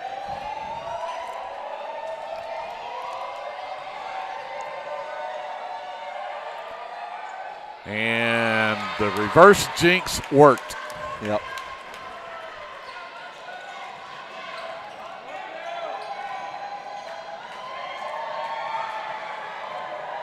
Second free throw from Prince. That one won't go either. Torres does come down with a rebound this time. Leopards with a chance, down by 1. 26 seconds left. We're going to keep it here for this timeout. Woo. Who do you go to? I mean, we've been spreading the floor pretty much. I think Isaac Cameron is an outstanding option, as well as Bryce Cater. But again, it's kind of like in the girls, it's first best. Well, first best. You're down 1, first best, and then rely on your defense to win it for you. But if it was tied, maybe you hold it for the last one. But when you're down, first best look. And we've been doing a good job of spreading the floor and getting stuff moving to the basket. So I look for that to be drawn up right here. Well, you go with Cameron. He's got 14 in this second half. Cater, you mentioned him as well. He's got 9 here in the second half. Both of them are in double figures. Creed Taylor is also in double figures because he had 15 in the game. But he's out over there with ice on an ankle, and that is not a good sign for Leopard fans. So I know that's something that they'll be getting looked at tomorrow to see just how serious that may be. I know we're hoping that is maybe just a mild sprain, but it sure looks painful when he went down. Yeah. 26 seconds left, 51-50 Pauls Valley, but the Leopards with the basketball. Russell, Cater, Flood, Cameron, and Torres on the floor. Brown, Prince, Medina, Perry, and Fabella. Stop the clock. Yeah, now they're going to start it over again because they did not get the music turned off in time. And we had play going and music blaring. Yeah, call technical. So now we're going to have to put the time back to 26 seconds. Bench technical. That guy was scrambling over there trying to get that music off. Russell with the basketball. Works right, comes back left. Can't get Cameron on the back door. Now Cameron, baseline, takes Perry underneath, the spin move. Oh, they're going to call the foul on the floor. That's fine. Doesn't matter. We still get the 2 free throws from Cameron with 13.9 on the clock. Yep.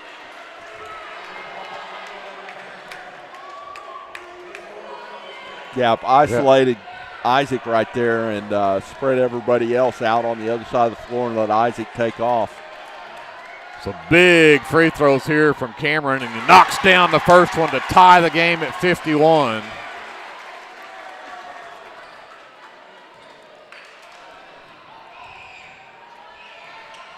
Cameron's second one on the way. Got it! Leopards with the lead, 52-51, 10 seconds left. Here comes Prince.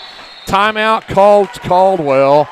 with 9.9 seconds left. Now, this is a whole different situation. You can't foul here because you've got them in the bonus. Right. You just got to play good defense. Absolutely. And, of course, you obviously have to worry about Medina. He's been their offense. He's got 12, 14, 16, 17 in the ball game. Yeah, I think Prince, too, is the one I'd worry about because he's really good at taking the ball to the hole. Yeah, it's going to be one of those two, you would think. Yeah. Because Prince has 14 in the game, so you've got one with 17, one with 14. But both of them Yeah. Now watch. Yeah, they're going to get it. Brown will shoot a three. Brown will shoot a three, yeah. Yeah. So. Yeah, it's I think that's the other side of it is you can't isolate just those two. You just have to be aware of where those two are at on the floor at all times. Yeah. 10 seconds is not an eternity, but it's more than enough time to make a few passes before you have to worry about taking a shot. And you figure Coach Caldwell over there also was saying attack the rim and make them either foul you or get the layup. Yeah, it's Prince or Medina, and I'd almost be in a triangle and two if I would help off everybody and make sure 2 or 20 don't beat me. Flood has 20. Cameron has Prince in the backcourt. Don't foul. Yep, don't want to foul him there. Fabella. Oh, the Leopards nearly had to steal as Medina fell down, and Flood just could not come up with it. And they're going to call another timeout. Yep, timeout, Pauls Valley with 5 seconds left now. Leopards nearly had one right there as Medina fell. Flood had his hands on the ball, but I was afraid we were fouling right there. Again, we're going to keep it here. Coach Caldwell drawing up plan B since plan A didn't work. Yep. And again, you notice that they had Medina way off where the ball was at to try to run him to the ball. Right.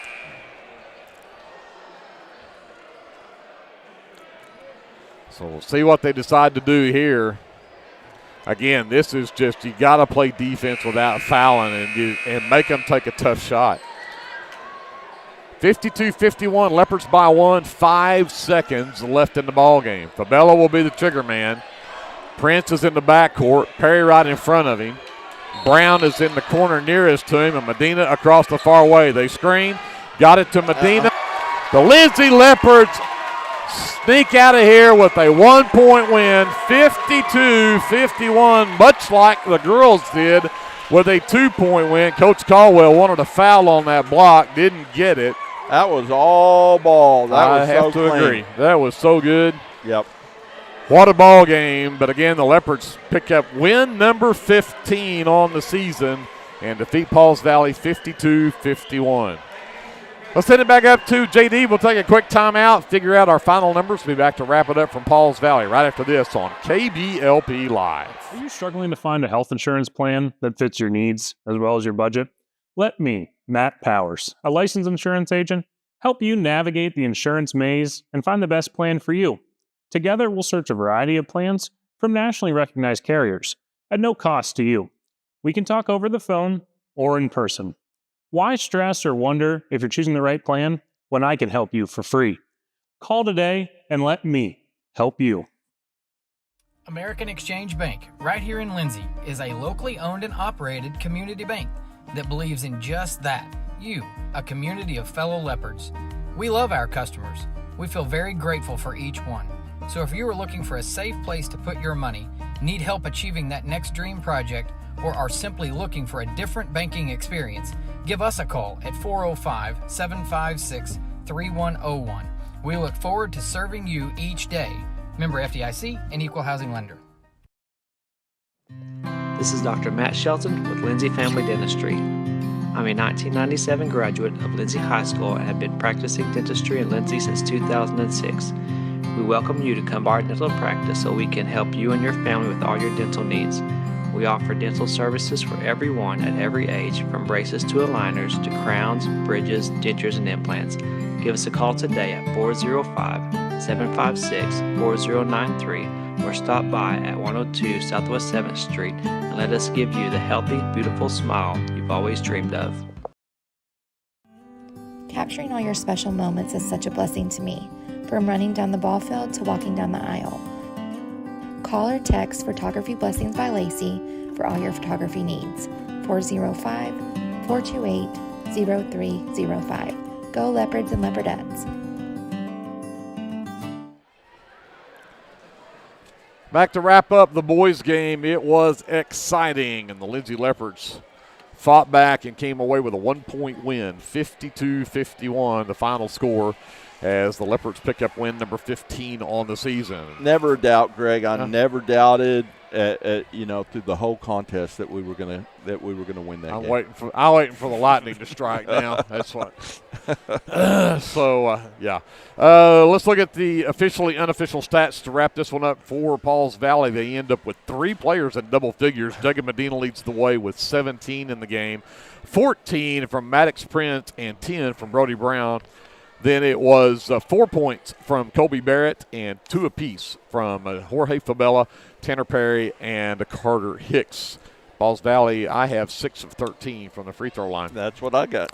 For the Leopards, 3 players in double figures as well. Isaac Cameron, the sophomore, continues to be on a tear here toward the end of the regular season. Had 19 in the ball game. Again, makes a living at the free throw line. 2, 4, 6, 8, 9 free throws, and he makes 7. 7 of 9 from the free throw line in the game. Finishes with 19 points and 2 threes. Had 4 rebounds, too, by the way. Then 15 points from Creed Taylor, who went out there in that third quarter with that rolled ankle, sat on the bench with the ice on it. We're certainly hoping that that is not a serious injury. We need Creed on the floor for sure. But he finishes the game with 15 points tonight and 4 threes in the game. Had 3 free throws there at the end of that third quarter. Then 12 points for Bryce Cater. He had 9 of those in the second half. He had 3 threes tonight as well. 4 points from Crew Flood, 2 from Armando Hernandez before Armando fouled out there with 2:05 left in the ball game. He finishes with 2 points on the night. The Leopards are -1 on the glass at 21-20, but I tell you what, Gus Torres didn't score tonight. 9 rebounds unofficially tonight for Gus, and big time on the glass tonight, even though he didn't have a lot of scoring. The Leopards end up with 8 turnovers on the night and then 6 turnovers for the Panthers. With that, we go talk to Glenn for the final shooting numbers. Yeah, that's outstanding for Gus. There's always more to do than score, and he proved that out tonight. He was huge on the boards. Oops, I am unplugged. I'm unplugged. Yeah. Oh, okay. I'm still on. Yeah. Oh, okay. Okay. Shooting numbers for Pauls Valley. They were 15 for 28 from 2-point range for 54%. Shot really well from 2-point range. They were including 7 for 11 there in the second half. They were 5 for 19 from 3-point range for 26%. From 3-point range, so a total of 20 for 47 for 43% from the floor. Not bad shooting night, really. Obviously, those last 2 3-point misses, the block and then the missed second shot, kind of cut it down a little bit. But for Lindsay, 6 for 11 from 2-point range for 55%. 9 for 19 from 3-point range for 47%, and finish a total of 15 for 30 for 50%. So we went from 38% in the first half to 9 for 14 from the field in the second half. That boosted that number up. Some individual numbers: Armando Hernandez was 1 for 3 from the floor. Isaac Cameron was 5 for 8 from the floor. Creed Taylor 4 for 7.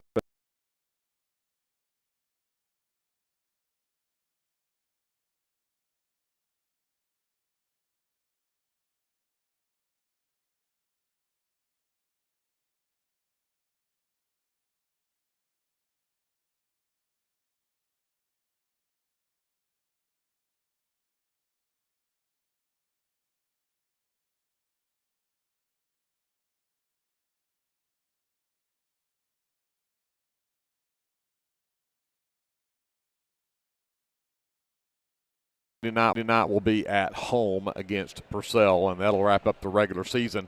And then also plan on next Friday night that you'll be back at Leopard Arena. You'll only see the girls play, as the Leopardettes will take on a Crossings Christian for the district championship. The boys get a bye, so it'll just be the girls at 6 o'clock on a Friday night a week from tonight there at Leopard Arena for the districts. With that, Glenn, glad you made the trip down. Yeah. This was fun. Yeah, good job. I'm glad that everything turned out great for us tonight. Got a couple of wins, absolutely.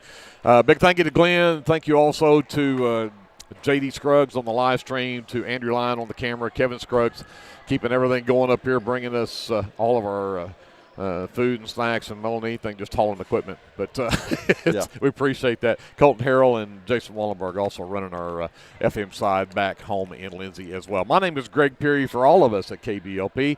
We say goodnight from Pauls Valley. We'll see you at Leopard Arena on Monday night. When we see you then, remember, whatever you do, always be a good sport. American Exchange Bank, right here in Lindsay, is a locally owned and operated community bank that believes in just that, you, a community of fellow leopards. We love our customers. We feel very grateful for each one. So if you are looking for a safe place to put your money, need help achieving that next dream project, or are simply looking for a different banking experience, give us a call at 405-756-3101. We look forward to serving you each day. Member FDIC and Equal Housing Lender.